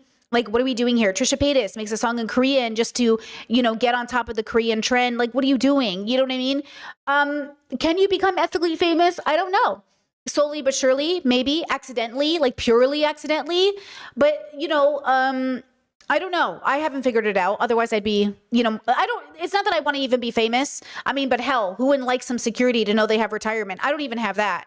I would love to have enough money in my bank account to say, okay, I don't have to worry about retirement. I don't have that. And I don't know how to get that fast without selling out. So I'll do it slow, like a normal fucking person. You know what I'm saying? And that's kind of the point, right? So I think like the issue here is when we have these conversations, you have to think about like that guy said, right? That if he had been a good person, he couldn't have been this rich and famous. What is your priority? My priority will never be fame and money. My priority is stability and health, which are different. You know? Chat says I didn't know who Jordan Peterson was till I got here. Discord. Okay, girl. Listen. To not know who Jordan Peterson is makes sense if you never watch the news and you never talk about gender politics and you never follow white people and you never read the New York Times bestseller list and you never talk to conservatives and you but he was on Channel 4. He was on every interview. At one point, he was so viral that you couldn't even go anywhere without seeing his face. So yes, there is a chance you might not know who he is, just like you might not know who, I don't know, Oprah is, I guess, in a different bubble. But at the same time, like, he was pretty famous, Jordan Peterson, for a second, and now he's gone again. Isn't that amazing? But like, if you don't know, that's okay. But that's to say that, you know what I mean? That makes sense. It could make sense that you might not know who he is. Just like a lot of people don't know who a lot of people are. I love those videos where they go to other countries and they ask, like, do you know who Michael Jackson is? Or do you know who Oprah is? Or do you know who, like, a really famous person is? And they go, I don't know who that is. That stuff is so fun because you really understand the bubbles. You know what I mean? And that's okay. And also, right? So it doesn't change the fact that he's famous, right? That you don't know who he is. You know, the spineless shit you would imagine. Well, unless you're this guy. We'll collab this week. Me and Sneak are going to collab this week. We're going to play Fort with Bradley Martin and maybe Aiden Ross, maybe Cheezer. So we're going to be doing our collab. We'll squash it on Tilted Towers. Here's my advice. Here's a little piece of advice. Be a fucking man, okay? That's the biggest difference. And Tate is so right. It is girls versus boys. The world is being divided now. You've got women and on one side, and you got real on the other. Real men, real guys with real balls. That's the difference. Wait. Chad says, girl, he was not famous to black people. Well, but that's kind of the point, right? Actually, I just found a TikTok from a black woman who was like, I didn't know what black famous was until I realized that in white bubbles, our celebrities aren't famous in their world. And I was like, yeah, like that's how separate we all are. Even FD Signifier talked about like black content being for black people. And then Kevin Hart was the introduction, or there was a overlap between white bubbles and black bubbles. So something to think about, right? That there are a separation in even like celebrities. And so when you try to appeal to a white audience, it's specific. But you're right, Jordan Peterson doesn't appeal to black people generally. I don't think that's even a part of his niche demographic, right? But the majority of people are, you know, white in America, and they, you know what I'm saying? So it makes sense. What? Chad says my white coworker doesn't know who Tupac is. Bubbles, you know? That's why I'm saying it's all about the bubbles. Exactly, chat. Oh my God, bro. Friends. Okay. Men win again. And yes, we control your bodies. It's your body, my choice. We're gonna do streamer awards, and we're gonna do the real awards. Nick Fuentes deserves a fucking award, am I right? So we're gonna give out awards to people that actually deserve awards. And look, and we like Aiden Ross. We ride for Aiden Ross. We stand Aiden Ross. Aiden Ross is good. Oh, brother. I don't care what anybody says. Aiden Ross is one of the good ones. That's the homie. The jokes, the Jew of all time. The man. Holy shit. And we thought PewDiePie introducing Ben Shapiro to a young, impressionable audience was bad. Remember the intellectual dark web? Ben Shapiro, Jordan Peterson, Lame. Sam Harris, Eric and Brad Weinstein, Dave Rubin, and I'm not fucking kidding. Joe Rogan, right-wing intellectuals, flooding the podcast commentary scene, destroying snowflake liberals with facts and logic. While this multi-billion-dollar backed content bubble, mainly financed by the Koch family by the way, successfully pushed the Overton window back to the right. In 2026, the type of content became quite outdated. Looking at the data here, most of the channels have lost a large chunk of their audience. To understand this, you have to know that the new right in the US is basically divided in two camps here. The classic neoconservatives pro-Israel camp with Ben Shapiro, Ted Cruz, Jordan Peterson, and the America First, 4chan, alt-right, mostly anti-Israel camp who largely felt betrayed by Trump. Important note here. Anti-Israel is, in this specific case, and yes, dear German viewer, only in this specific case, actually anti-Semitic. Because we're talking about these guys here. Exactly. And chat's right. There are famous queer people, famous queer bubbles, queer icons that only queer people know. All of our bubbles have like a famous for us only bubble, which is, you know, gatekeepy. But you know what's ironic is like either that person owns it and thrives in the space, or there is a desire, like FD was just saying in this video, to be Kevin Hart. Because if you can appeal to whiteness, you can become rich, like really rich. And that's the thing that's interesting about being a minority who's trying to appeal to the majority, is it comes with a lot of perks, but you usually throw your foundationed community under the bus. The thing that makes you a part of that community, the thing that makes you weird to whiteness and colonization and colonialism, right? The thing that makes you stand out. And that's what I think is always interesting about this idea of fame and morality. You know what I mean? Mm-hmm. Tucker Carlson, Alex Jones, Candace Owens, and most importantly, Nick Fuentes. The MAGA party is being ripped apart, especially after the Gaza genocide and the illegal war against Iran. And no, this isn't a good thing. This will determine the future of the MAGA cult, and therefore not only the future of the US, but of the entire planet. And it actually looks like the even more radical, in parts openly neo-Nazis, are the future of the Republican Party. This morning, new fallout after the leak of racist text messages linked to members of young Republican groups across the country. The website Politico says it obtained 7 months worth of messages from a group chat in which racist and anti-Semitic slurs were used more than 250 times. It's 2026 and Trump is saying MAGA means war with Iran, no Epstein files, MAGA is dead. We are America first. This means nothing. Fuck this movement. If MAGA means Lindsey Graham, Laura Loomer, Barry Weiss, and Netanyahu, and not Megyn Kelly, Candace Owens, Alex Jones, and Tucker, then MAGA is garbage. It is a dead brand. No young person wants to be a part of this. Nobody is enthusiastic about it, and it is a joke. We are witnessing the 4chanification of the Republican Party. Actually fucking true. Actually fucking true. This is so right. And I know we knew this, but this needs to be said more. This video is so good. We need to talk about this more. This is really why it feels like we're in crazy land, because the edgy parts of the internet that used to be like for the underground, like neurodivergent, edgy boys has now become mainstream. And we're like, you know what? We don't like this. You know what? I don't think I like this. This is like what we kind of talked about yesterday with the R word coming back. It never went away. It's just because, you know what I mean? Like, the language, the way, that's why I feel it feels crazy to try to have a serious conversation with them, because they just default to trolling and then nothing ever gets solved because they're not trying to solve anything. They're trying to literally create chaos. They think it's funny. The rise of open Nazism. Whoa, stop then. Not everything you don't like is a Nazi. Okay, but we have to agree on something, right? So how about I pull out quotes from no Nazis as a baseline? Can we at least agree that these statements are what you would also call in line with Nazi ideology? Die Gesellschaft würde sich sofort und dramatisch verbessern, wenn wir die untersten 5. Society would instantly and dramatically improve if we took the bottom 5 to 10% of the most R-worded kids out of school and put them into the coal mines instead. Almost all Western and cultural problems are derived from adherence to the false god of false adherence to the from adherence to the false god of equality. Fuck, bro, rough. Right off the backs of us having conversations about disability and ableism. Damn, bro. Oh, but just for the record, in the US, they actually did go to marginalized communities, Black, brown, and disabled communities, and specifically told them if they put their kids in Vietnam and on the front lines, they'll get great rewards, and the rewards was death. That also happened in the US and Vietnam. They specifically recruited disabled and Black and brown men, boys, and then they put them on the front lines to be used as cannon fodder for the war. Remember that Hitler saw what we did in the US and said, oh, that's good, I'm going to repeat it. Literally, Hitler was inspired by us, our treatment of black people. And he went, oh, I'm going to use that.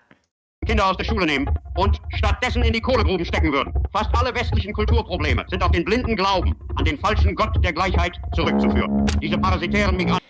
These parasite migrants, we have an infection. There's clearly a problem and there's clearly a solution, but they don't want to talk about that. I will be unpacking these guys up every day. I'll show up at their house. I will be so brutal to these people. People will say it's too much. I will film them crying. I hate them. Wir haben eine Infektion. Es gibt offensichtlich ein Problem und es gibt offensichtlich eine Lösung. Aber darüber wollen Sie nicht reden. Ich würde diese Typ jeden Tag jagen. Ich würde vor Ihren Haustüren auftauchen. Ich würde so brutal zu diesen Menschen sein, dass man sagen würde, das sei zu viel. Ich würde sie beim Flennen aufnehmen. Ich hasse sie. Ich werde keine Träne verlieren, wenn... I'm not going to cry a river when people who have a genocide that's baked into their laws are getting genocided. I couldn't care less. They're terrible people. It's not even a question. These people are not your allies. They are not the same as us. They come from an inferior culture that is horrible. And it is directly antithetical to everything Western values stand for. And it is an inferior culture in all ways. It is that simple. Do you know who said that? Asmongold. That's Asmongold. I see what he's doing. That's not Hitler. That's Asmon. Do you know that? You do. You remember. Sie Völkermord in ihre Gesetze eingeschrieben haben, selbst ausgerottet zu werden. Das kümmert mich nicht im Geringsten. Sie sind schrecklich. Das steht außer Frage. Sie sind nicht eure Verbündeten. Sie sind nicht wie wir. Sie kommen aus einer minderwertigen Kultur, die grauenhaft ist. Und sie steht in direktem Widerspruch zu allem, wofür westliche Werte stehen. Und sie ist in jeder Hinsicht minderwertig. So einfach ist es. Okay, these are the baselines. With these baselines in mind, let's continue and look at the content of some creators who are representatives of the 4chan America First Gamergate type. Let's start with the most obvious example here. Yeah, the should worry about what's happening in the cotton fields, right? Go sing your slave song. Would you say all things considered that the Holocaust is wrong? If it were real, yes. Yeah. Oh my God. It is, and it absolutely is. You're is. so fucking spineless. How the fuck can you sit in front of 45,000 people and say that the most... I hate these men. I hate all of them. This is what I'm saying. This is so unprincipled for Dean to talk to Nick Fuentes and say 44,000 people are watching us right now. Dean is absolutely a part of the problem. Again, how could you ethically collab with Nick Fuentes? And this Hassan has also collabed with Nick Fuentes for the fucking record.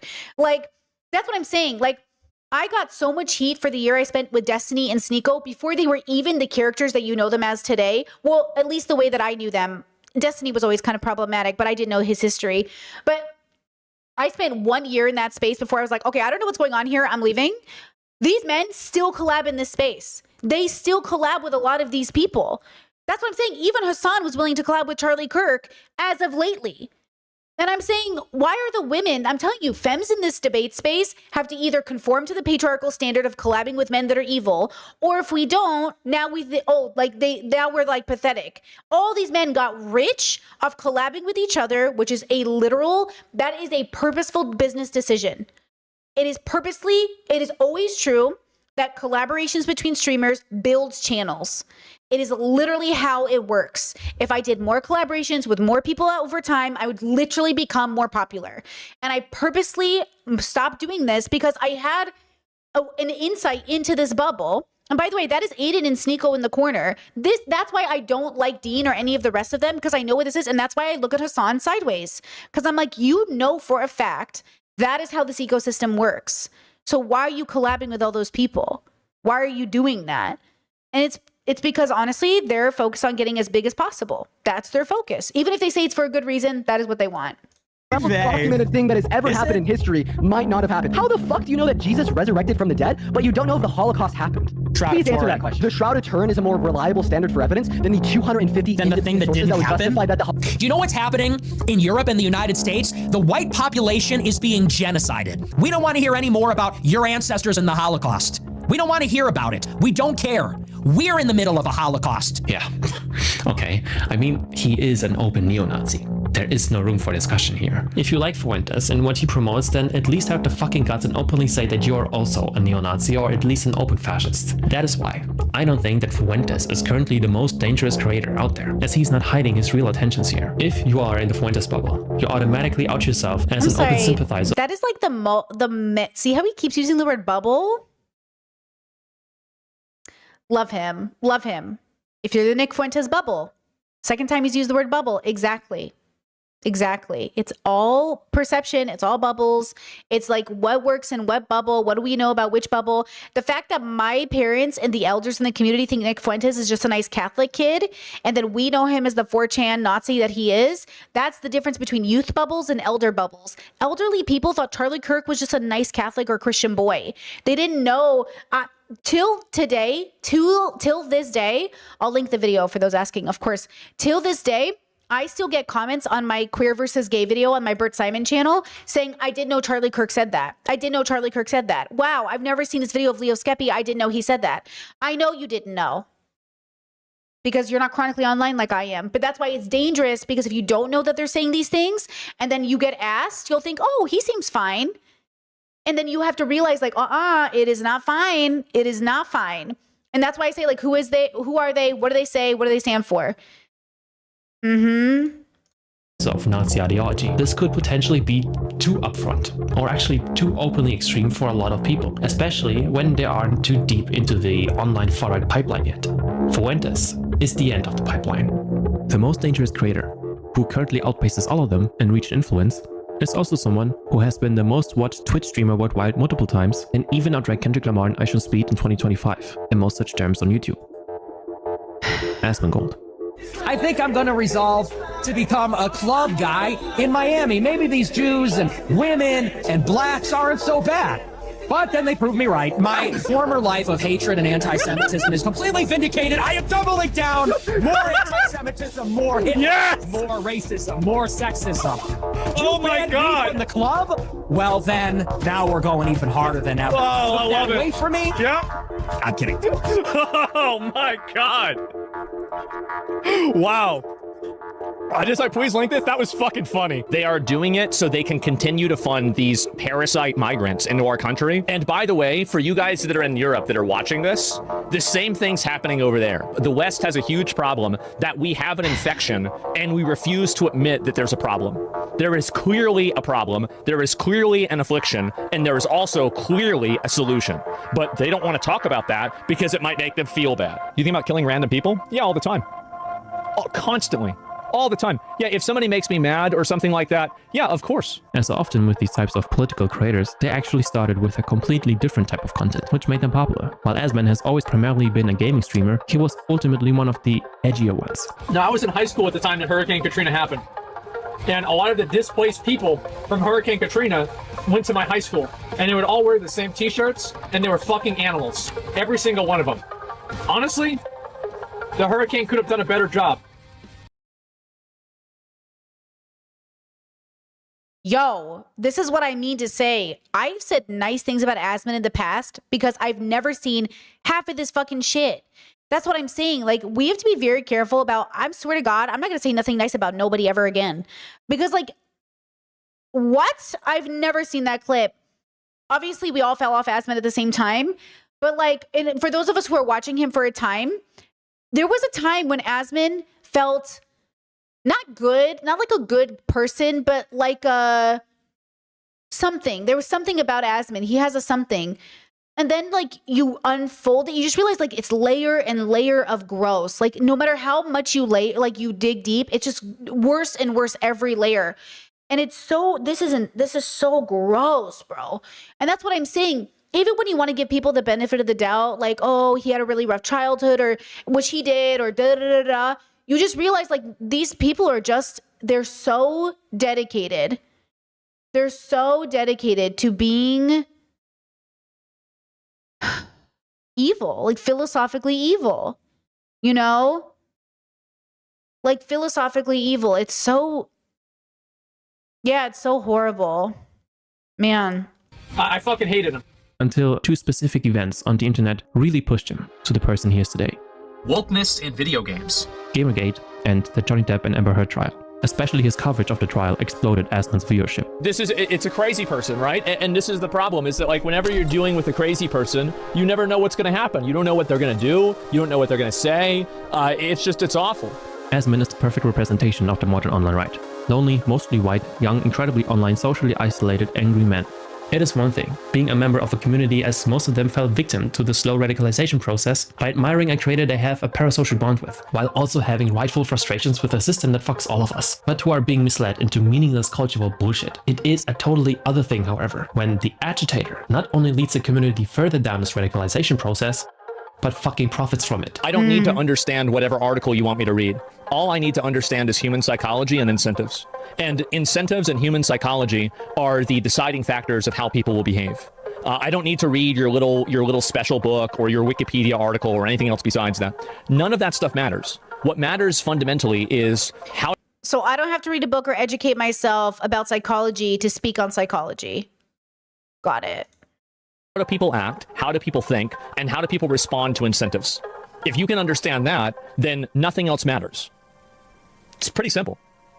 You're either a self-aware closeted far-right extremist yourself, or, in most cases probably, especially in Asmon's case, just the dumbest, most unaware... By the way, I think this is what I'm saying, like, I don't fault, because even Hassan has done it too, I don't fault us for being open-minded, for thinking Ethan can get better, thinking Asmon can get better.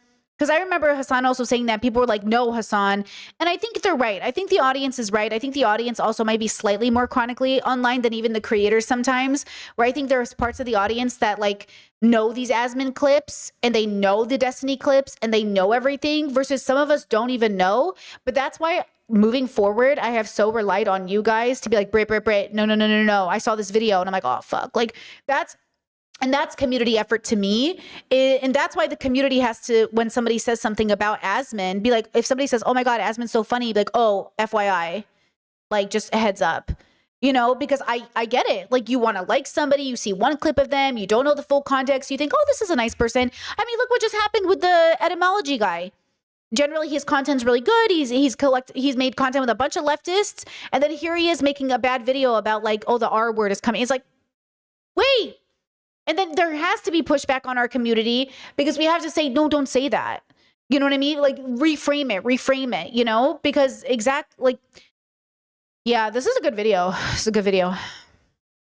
Immature Hurensohn, like the good little bootlicking ficker they are. Oh, but can I just say the proof that the internet's never really changed is Asmon, old clips of Destiny, old clips of Asmon, old clips of 4chan, old clips of all these people that are 10, 15, 20 years old. Like ultimately, the internet's always been a shit place for the shittiest people. That's why typical normal society always thought being on the internet meant you were a degen or degen within the 4chan language, or thought you were like a serial killer or something, because it really took a very specific person to live that much on the internet instead of touch grass. And yet I just want to say that for all of us neurodivergent people that really love the internet, there's also a way to have a really safe space here, to have a community here, to build community here. But I do think that's why typically people say like, oh, I don't want anybody who's online that much. And that's why the new social standard moving forward for a time will be, it used to be being offline, then it was being famous online, and now it's back to, oh, I don't even have an Instagram. And so again, we're going back and forth, right? And the thing is like, I will like read the room, know the bubble you're in, and understand the situation, and then learn to advocate for what you really believe in. Because there was a moment where Asmon said that about Palestinians, and then he turned around and said, you know what, that was insensitive. I want to visit Palestine one day. And then all of us were like, oh, okay, like maybe he gets it. Oh, boom, double down. And then he just went straight, even worse. Like he fucking just went straight. Like there was a moment where I was like, oh, maybe, because there's that hope we all have that people will get it. But that's why I said to Hassan, why are you even thinking about current day, okay, a few months ago, talking about collabing with Asmon? Because again, Hassan thinks, because he's so fucking arrogant, men are so arrogant, he thinks he's going to convert Asmon viewers into his audience without understanding that it's more likely Asmon is going to convert Hassan viewers into his audience. Because leftists don't actually know why they're left. You don't understand the principled reason you got there, because a lot of them didn't have to struggle to even get there in a real way. Hassan certainly didn't. And that's what I'm saying. That's why I question Hassan's anti-capitalist stances. That's why I question where he gets his food from. It's why I question his leftist philosophy. And that's why, like, this is why there's an issue between our communities, because we don't know, like, why did you come to this conclusion? Why did you come to... Chet said he got it for the cash, Brittany. Then he realized the cash would come even more if he hates Palestine. He is money obsessed. He recently bragged on Caleb Hammer that he paid $4 million in tax. $4 million in tax. $4 million in tax. He brags about it. And that's all I'll say with that. That's why the right has always paid more. You know what I mean? The right has always paid more money. You know, that is true. Even when stripped any ideologies whatsoever, I can't for the love of God understand how anyone would look at someone like that and not be utterly repulsed by it, even if you like his politics. Like, if I knew that I could get these people deported and sent back to fucking Guatemala or Somalia or wherever the fuck they came from, if I knew I could do that, I would take a break from my stream. I'd stream less so I could do that all the time. I would be packing these guys up every day. Oh no, I'd show up at their house with the ICE agents. I'd show up like Ash Ketchum. I'd say, guess what? Guess what? Get your shit. Nah, bring your family too. Let's go, boys. Come on. Get in the van.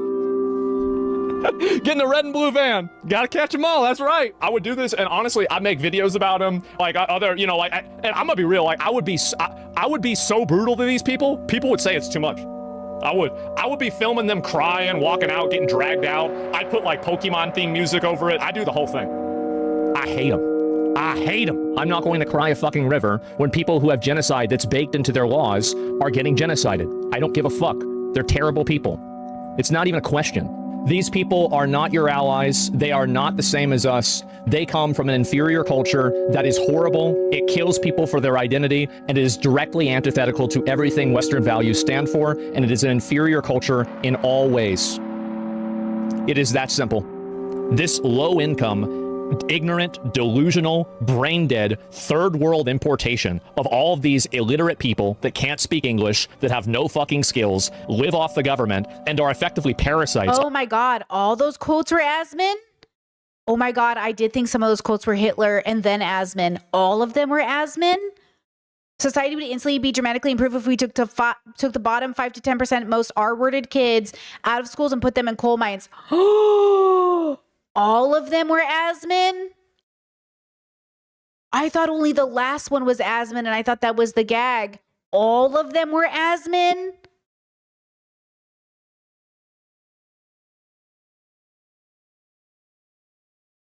Can't speak English, that have no fucking skills, live off the government, and are effectively parasites on the United States of America is a class war. Holy fucking shit.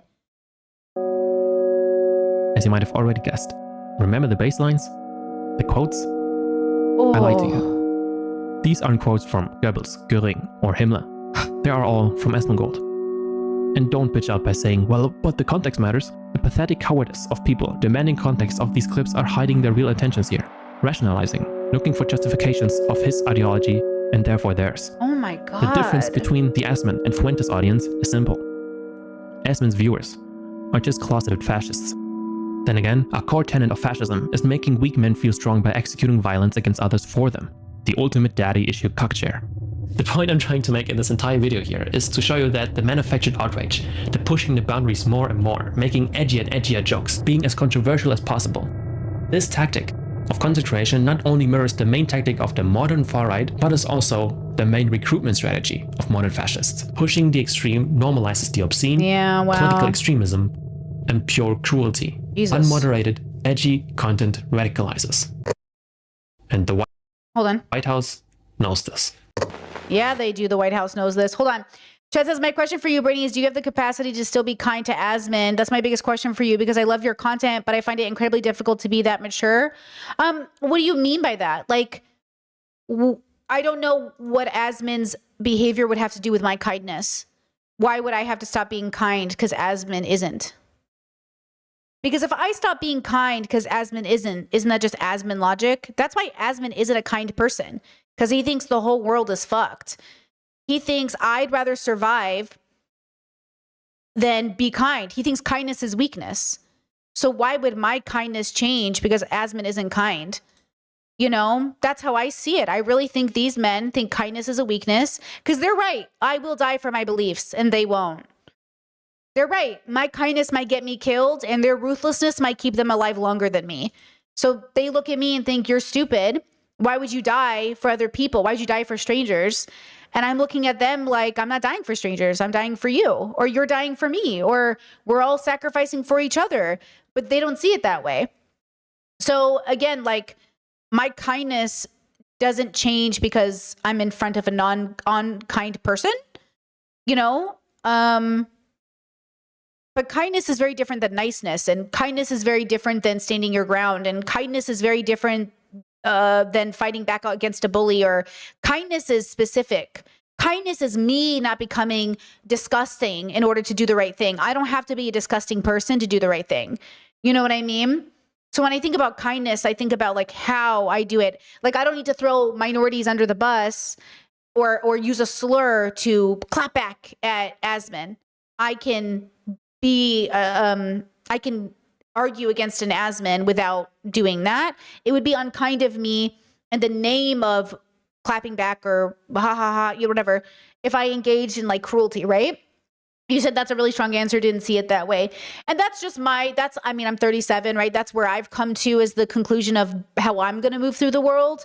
Because I did at one point, guys, have an opportunity, because there's a part of me that's such a boy, of being in these bubbles and talking their way and being edgy and wanting to survive in the bubble. And I think that's why I left the Destiny sphere so quickly, because I realized like it really is like survival of the fittest. And I just know that I think I'm so ethically opposed to that framework.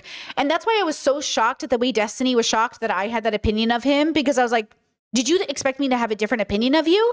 And he did, because he comes from a bubble like Asmin, where if you're nice to them, they're nice to you. But if you in any way talk badly about them, they have the right to now kill you, dox you, stalk you, whatever. That's why Nick Fuentes said earlier in this video, oh, I love Aiden. Aiden's the best. I don't care what they say about Aiden. I love him. That's that bridge. That's what they're doing. Destiny, Asmin, Aiden, Nick Fuentes, they're building a bridge that says, as long as you're nice to me, I'm nice to you. That's what Trump does. Trump says, as long as you talk nice about me, I'll talk nice about you. And if you talk bad about me, I hate you. And that's it.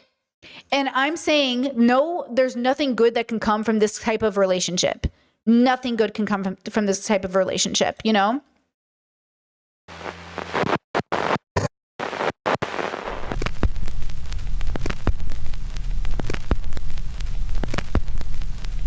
Wow, the editing is so good.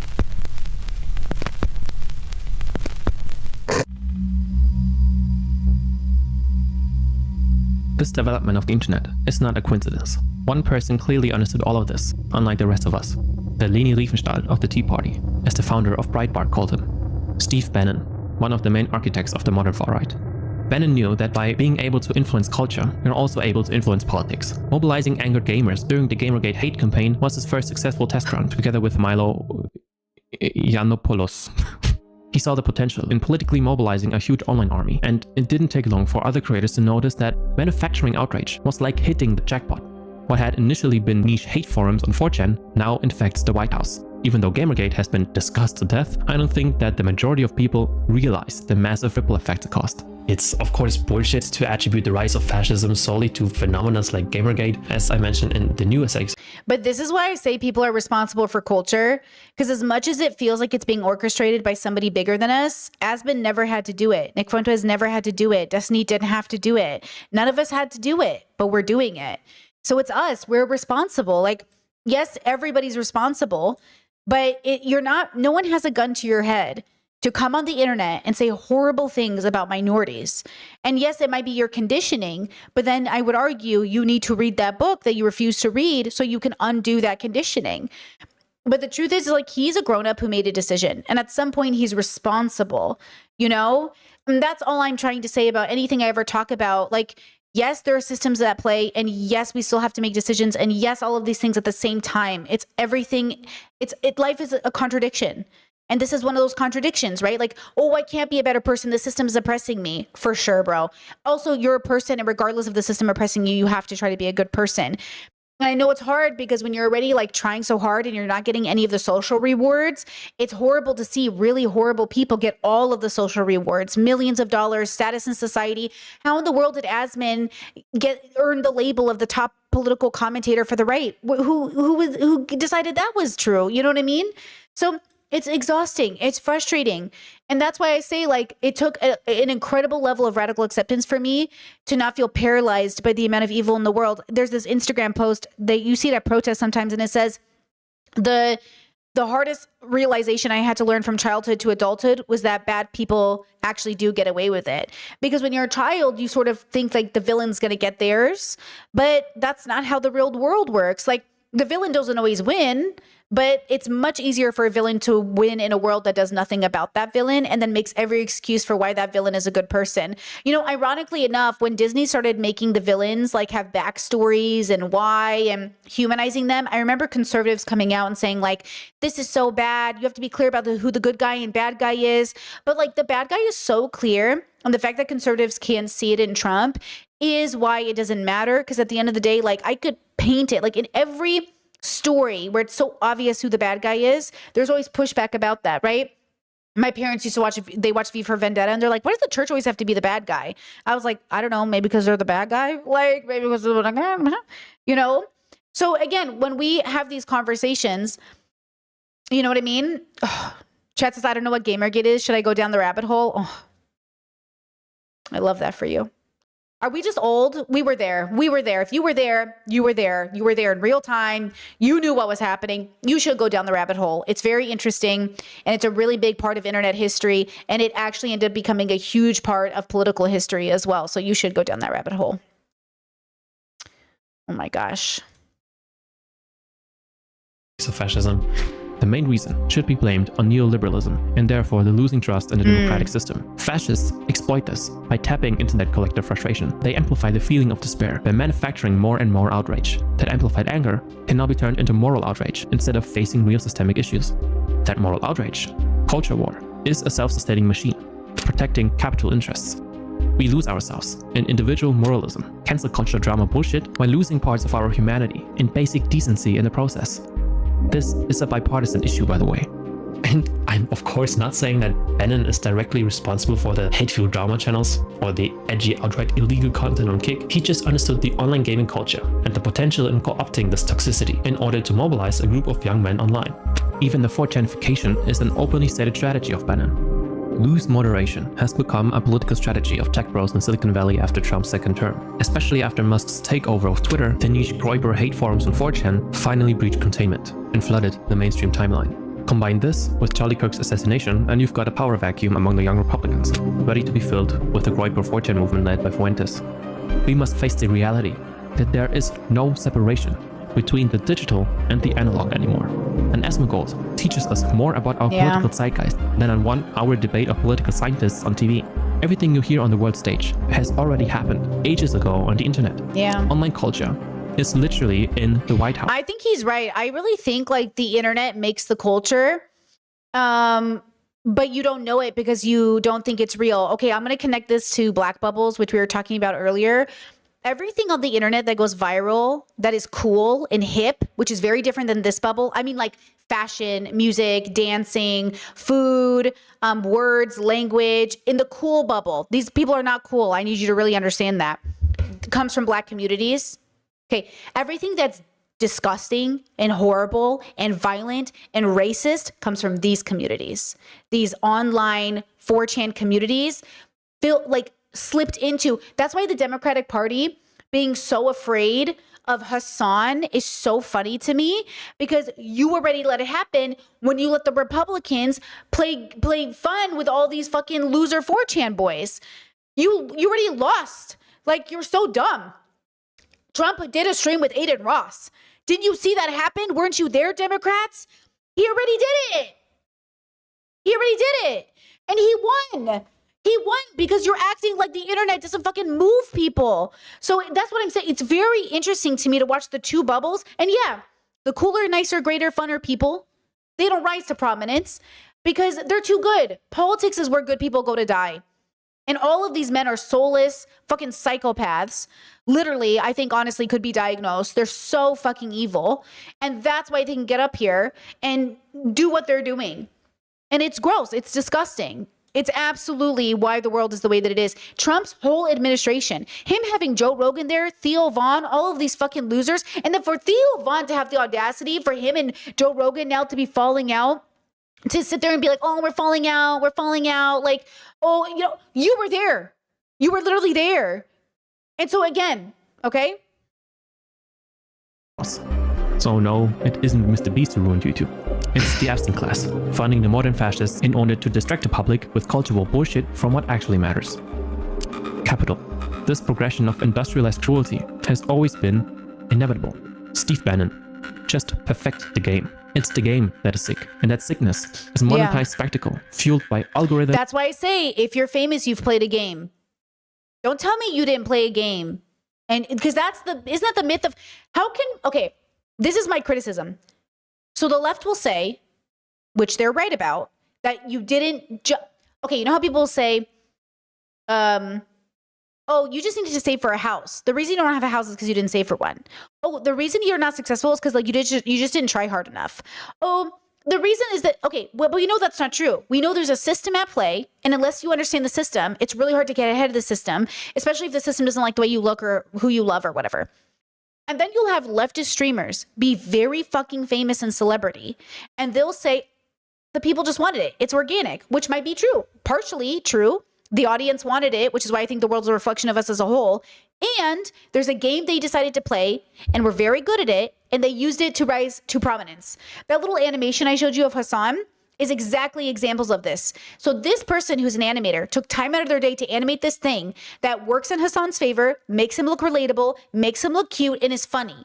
That automatically brings in a female audience or a queer audience that feels comfortable now with this space, and that lends to his credibility, right? Every single time you have one fan who becomes 5 fans who make 10 videos on your behalf, you've created an ecosystem.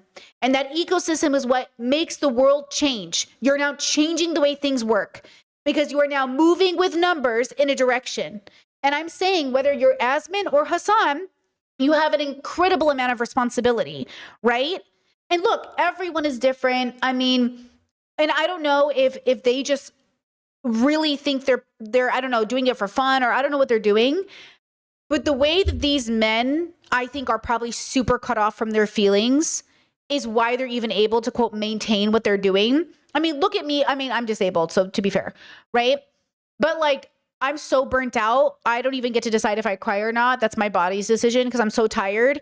And I'm not even at their level. But one of the reasons is because I couldn't even do it if I wanted to.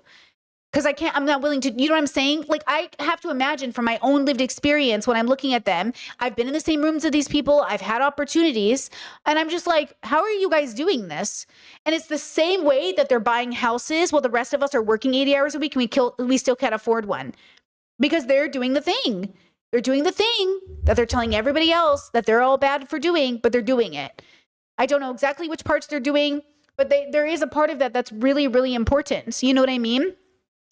And so again, like, as much as I want to believe that, you know, you could have good principled values and be a very prominent person, it's hard to imagine that you were able to maintain those values while rising to prominence when it's all networking.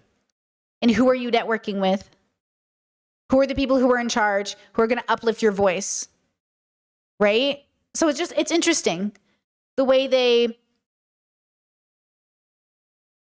take like a stance of being like morally superior while playing exactly into the system that they say they hate, including Asmin. That's Asmin's whole rhetoric, right? We hate the system. It keeps white men down. The system's the worst. White men are suffering. Immigrants are ruining the system. It's the same shtick, okay? And then all the people give them more money. Why are you giving Asmongold money? Why are you giving Hasan Piker money? Why would you already fund millionaires? Because they keep telling you, I'll fight for you. Give me the money and I'll use it correctly. And I'm saying that is a part of that weird relationship between all of this. Trump, why were you giving Trump money? Why were you buying his Bibles? Why are you buying his stuff? Because this is you know what I'm saying? Trump made so much money as the president. He has made so much money as the president. Why would a billionaire need your money? Why would a billionaire want more money? Bro. Monopolies and the accumulation of wealth caused by the virus, which is, you know this as well. You just don't like the big bad C word. Those in power will do everything they can to protect that, even if that means mobilizing fascists worldwide. No, not because capitalists are just greedy and evil people, but the system that produces them is the issue. It's the game they are playing that produces this behavior. So, we've reached a point where dedicated platforms for Oh, thank you so much. Thank you so much, Britt. Enjoy your day off. Nap, maybe? Oh, I'm going to nap so hard. Holy, thank you so much. Appreciate you. When self-expression, emancipation, and community building turned into platforms fostering drama, negativity, cruelty, and straight-up unfiltered Nazism on an industrial level. I miss the times when putting yourself on the internet was really mainly just this. What's up, y'all? It's your boy Asmongold, and today we're in Next, and a place to share your hobbies, passions. No, he's buying into a myth that was never real. The internet was never just a place to share your hobbies. The internet was always a place for chaos. No. This is the one part I never understood about people. Why do you believe this? Why do you think this is true? This is not true. The internet was never just a place to share your hobbies. It was not. And creativity. And for a lot of people, it still is. But honestly, okay, Markiplier, the guy with 100 million subscribers. That's what I'm saying. No, it's not. Like, you can't sit there and say, oh, these people are all millionaires. They're just here to show off their hobbies. You don't become a millionaire showing off your hobbies. I don't even make $100,000. And I'm telling you right now, I'm making a living. Yes, I turned my hobby into a living, but I'm still coming to work to pay my bills. Like, I don't know why you're doing this. This is like saying I became a singer. I became a singer just so I could sing. Like, no, it's a job. And so you're doing this thing where it sets a precedent. Like, it's not real. I don't know why people don't. Why do they do this? I don't get it.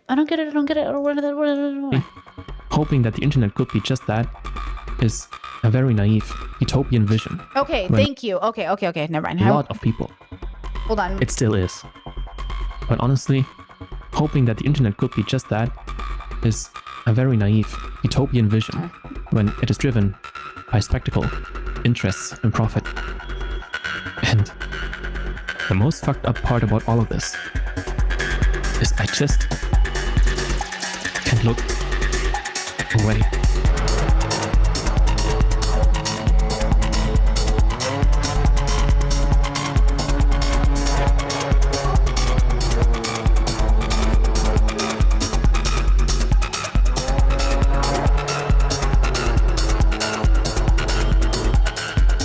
I mean, great video, really well edited.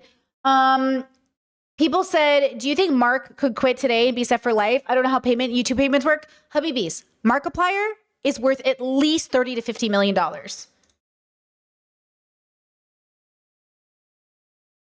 As a YouTuber who, lives off somewhere between like $60,000, somewhere around there, okay, give or take the year, Mark is worth at least $30 million, according to any Google research.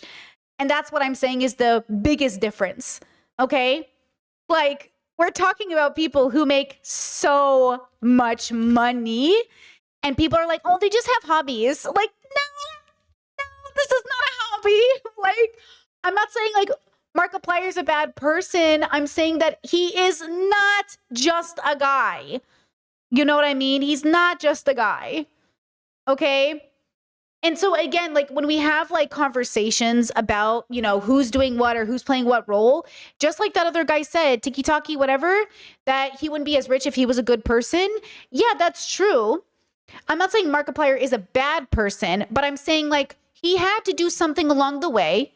He had to do something that, take sponsorships, work with companies. Like even Hassan took an Amazon contract. That's how he made a chunk of his money, right?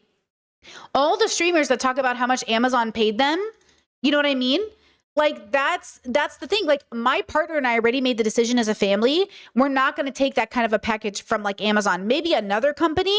But if Amazon specifically was like, would you like $2 million? It'd be like, no, how shitty would that be? Like in 2026, do you know what I'm saying? That'd be horrible. Like, why would I do that? But a lot of streamers would say, like, why wouldn't you do that? Like, that's everything. Yeah.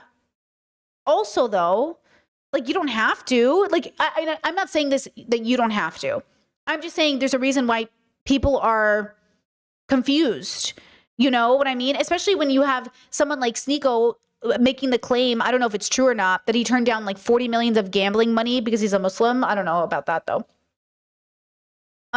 So again, great video. I love it. I don't think the internet was truly any like a truly innocent space or something.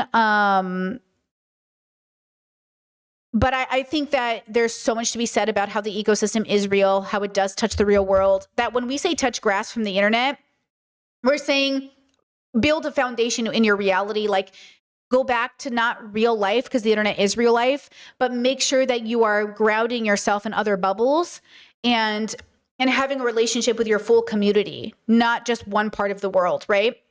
And the same way before the internet, if you were trapped in a small town, we'd say like, get out of your small town, go meet other people, because your worldview is shaped by everything that you know. And if you lack bubble exploration, you're just going to be stunted in a totally unnecessary way. Anyways, great video. I'm glad we watched it. I'm glad it came up on my recommended. Very cool. I really did like it a lot. What was it called, guys, when streamers got those packages from Amazon? Does anybody remember the word they would use? The streamer contracts? Streamer, what was it called? You know? Streamer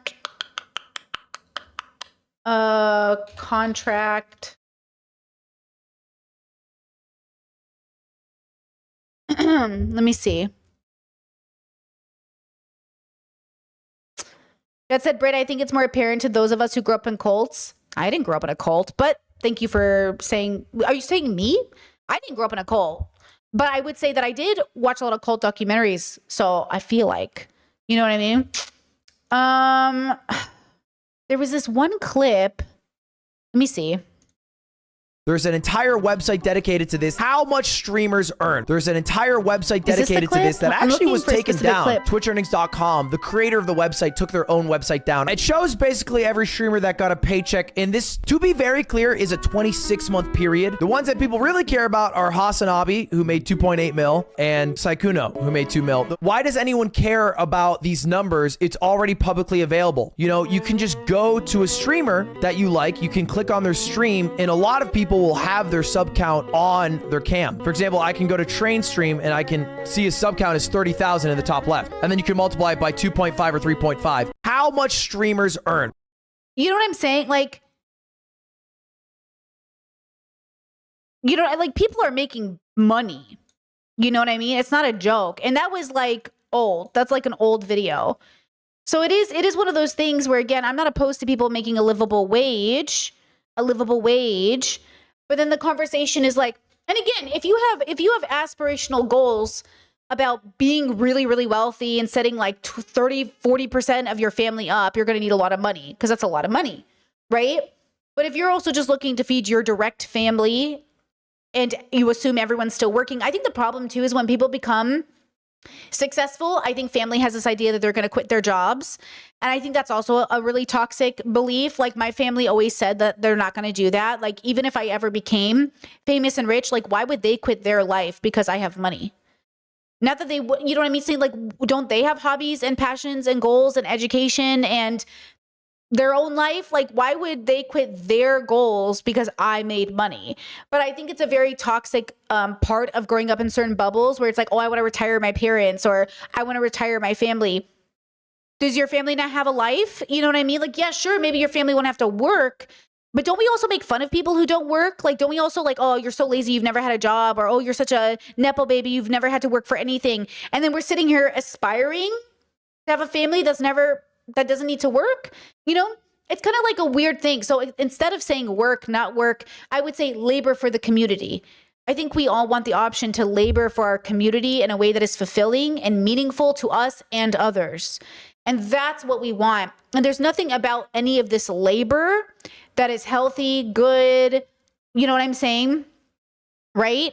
There's nothing really wholesome or helpful. And just imagine becoming rich on tearing down the world. But like a lot of people do, a lot of people aspire for exactly that. I mean, did you see Jeff Bezos going on these rants about like not blaming billionaires? Like you can't blame billionaires. Like Trust me, blah, blah, blah. Here, hold on. Phil did the story on it this morning.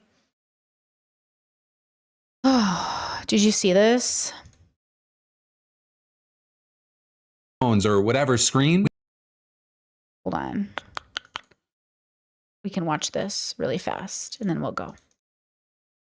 La la la la la. We should talk about why a ton of people are freaking out about Jeff Bezos right now. Right, a lot of it's stemming from the CNBC interview that he did that sparked a lot of backlash online. And we'll start with a bit that's probably gone the most viral. I pay billions of dollars in taxes.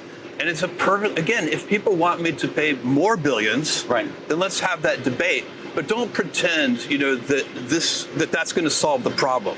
You could double the taxes I pay, and it's not going to help that teacher in Queens. So that did not go over well with a ton of people, including fellow billionaire and California gubernatorial candidate Tom Steyer, who wrote, "This is bullshit. I promise you, tax billionaires invest in schools." And you had New York Mayor Zohran Mamdani saying, "I know a few teachers in Queens who would beg to differ." And generally you had others saying that the optics of a billionaire that's sitting at his rocket factory saying that him paying more in taxes, that it wouldn't help anyone, is absurd. Arguing, hey, you know, let's put that little theory to test. Try it out. See what happens. But also I'll say in fairness, his tax commentary came amid a larger conversation about wealth inequality and how to address it. Right. And actually, his main point was that if you really want to help low-income Americans, they should pay no taxes at all. It's kind of a tale of two economies.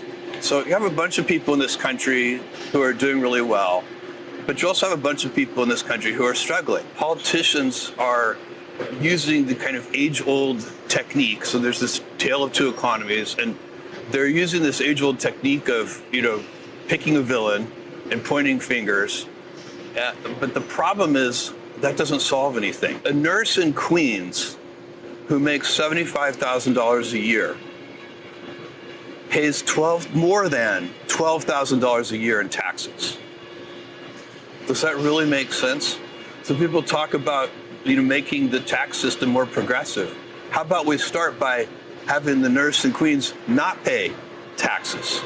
Why is somebody at all? The bottom half of income earners in this country pay only 3% of the taxes.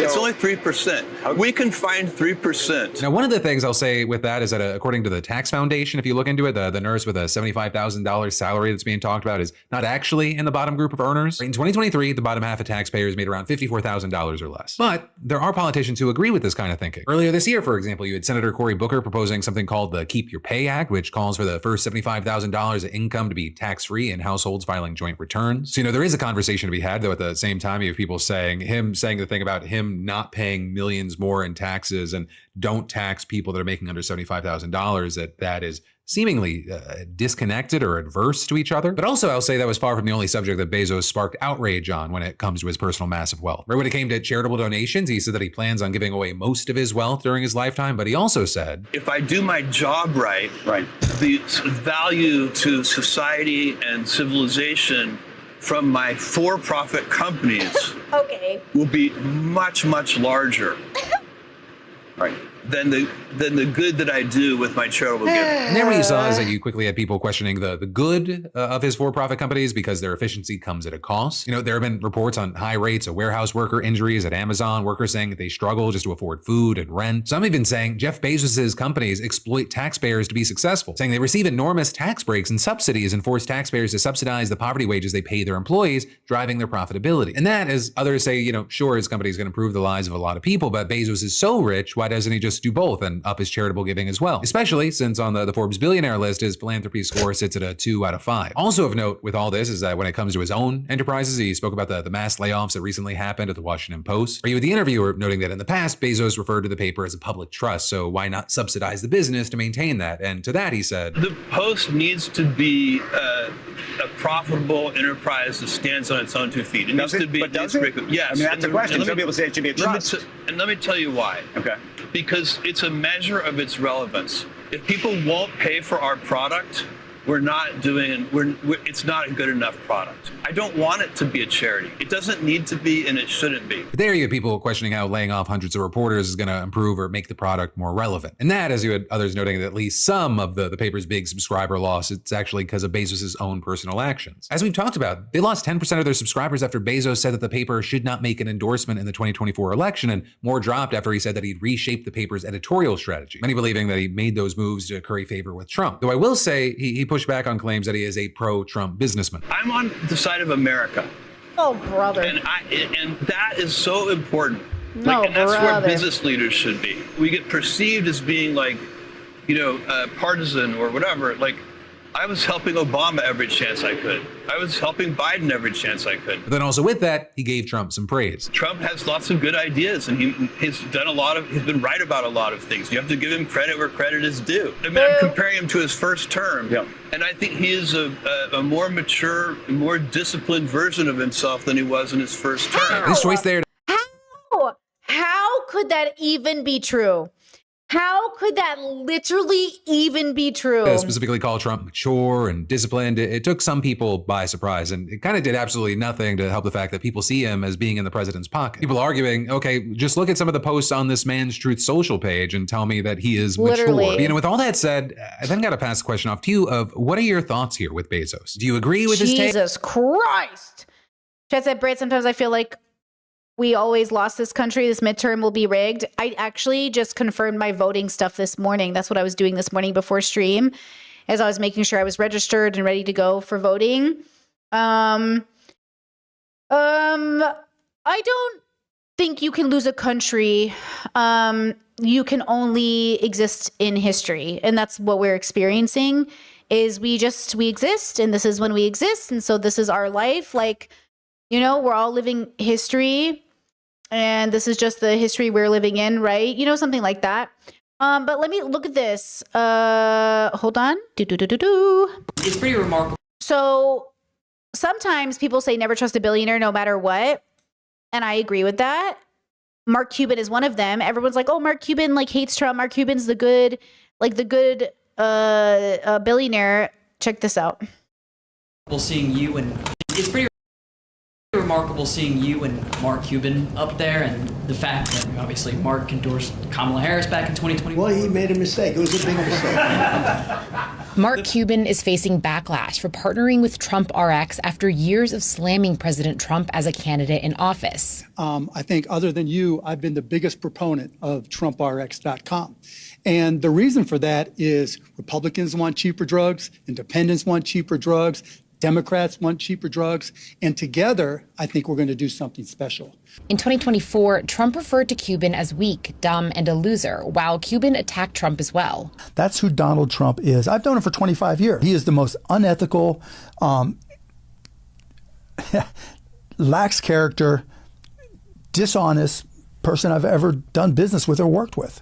Now, Cuban's company, Cost Plus Drugs, is working with Trump RX to bring more than 600 generic drugs to the website. And what makes this incredible, Mr. President, all the volume and all the people that are going to come from the site, as our volumes go up, our costs go down, which means we'll be ending up charging less to people over a period of time. After receiving blowback for the partnership, Cuban posted on X. Everyone wants me to rip on Trump RX. Reality is, it's saving patients money on IVF and a few other drugs. A lot of money.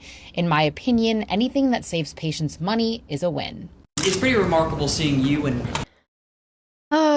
you know. Wait, what is this? Discord sent it.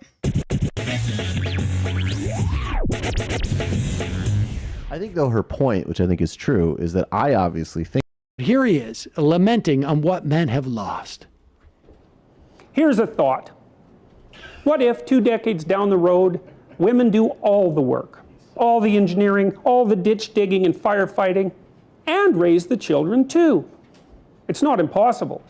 Such a state is already normal in several American subcommunities, hard hit by the economic demise.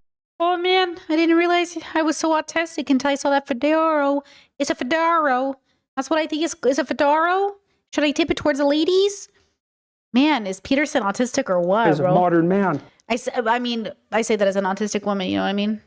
That's what if autistic it took centuries drip. of cultural I just want you to just marinate on that. Now, what he is talking about, there are communities where single... Historical exception. It's a demanding job to support a family, after all, and it's not necessary to stay with one woman. Maybe men just won't do it unless they are provided with status to bolster their fragile male egos or to encourage desirable behavior. Without respect, why would they try when the alternative is so much easier and subtly promoted? Increasingly That turn was unexpected. among my students, I see young men who don't know how to be good men. My son wasn't allowed to throw a snowball, for example, in elementary school. It was against the rules for him to even pick up snow off the ground. It is in that manner that decent boys are made to feel guilty about their masculine impulses. So they withdraw, confused. The more aggressive, psychopathic boys... When was this recorded? They simply don't care. 1991? So they'll be the ones fathering your grandchildren in the future. If tomorrow's woman can find a man to sleep with at all, that'll keep the testosterone flowing. For The Agenda with Steve Paikin, I'm Jordan Peterson. So wait, now. Wow. Don't make me unleash my testosterone. I just imagine everything he's saying when he's wearing that outfit. This was 7 years ago. They found this clip. When was this video taken? Let me see if they say it at the beginning. I do think that is a big. They are in terms. Jordan, make no mistake here. Jordan Peterson's not just meeting them where they are. Well, no, he is leading them I to agree. a place that Agreed. is super easy. Agreed. The same Agreed. way 100%. They are. You don't know. You haven't met someone from a foreign country. Are less have about that. Afraid of things that may When did he contribute make this to it. clip? I actually think fedoras look cool. This is Oh my God. Yeah, he looks very cool. Oh my God. And here he is. He is on filling in for Steve Paikin. I don't know. This is on CBC. Filling in for the Agenda with Steve Paikin, or he's doing like a little quick hit. And here is his lament that men. God, that's crazy, brother. I've never seen that clip of Peterson. Or if I have, I don't remember it. But how hard? It'd be pretty crazy if I forgot it. But honestly, at this point in my life, who knows? Damn, bro. That's crazy. I love me a fedora. I love a fedora. I tip it with the fedora. All these men, what are we going to do without all these men? Oh, it really crushes every part of my masculinity to realize women work and have jobs. Gross. Ugh. Disgusting. I hate when women work, unless it's my daughter or my wife. And in that case, love it. Ridiculous, bro. Yeah. What are we going to do without fedoras? Good question, chat. What will we do without fedoras? I don't know. Okay. Just remember, tomorrow, no stream. Your girl's out of spoons. I cried at the beginning of stream. You really don't have to go back and watch that. I'm so tempted to take down this stream just in the name of toxic masculinity. But to fight my toxic masculinity, I'm going to keep it up. Oh, even women suffer from toxic masculinity. She cried in public and now she wants to take it down. I do want to take it down. I do want to take it down. It's not my fault. I'm not sad. I'm disabled, okay? And thank you to that person in chat who said, I hate when I cry and I have to explain that I'm not sad. I'm not sad. I'm disabled. Which is, it's an experience, okay? It's an experience. Anyways, thank you for being so supportive. I appreciate it. No stream tomorrow, but I will have, at one point tomorrow, a video up for members tier 2, Jubilee, vegan conversation. We can't get away from it. We can't escape it. We're going to do it. Treat yourselves well. Enjoy your weekend. And I will see you again on Monday. Thanks for being here, guys. It really means everything. It really does. Thanks. Okay, bye.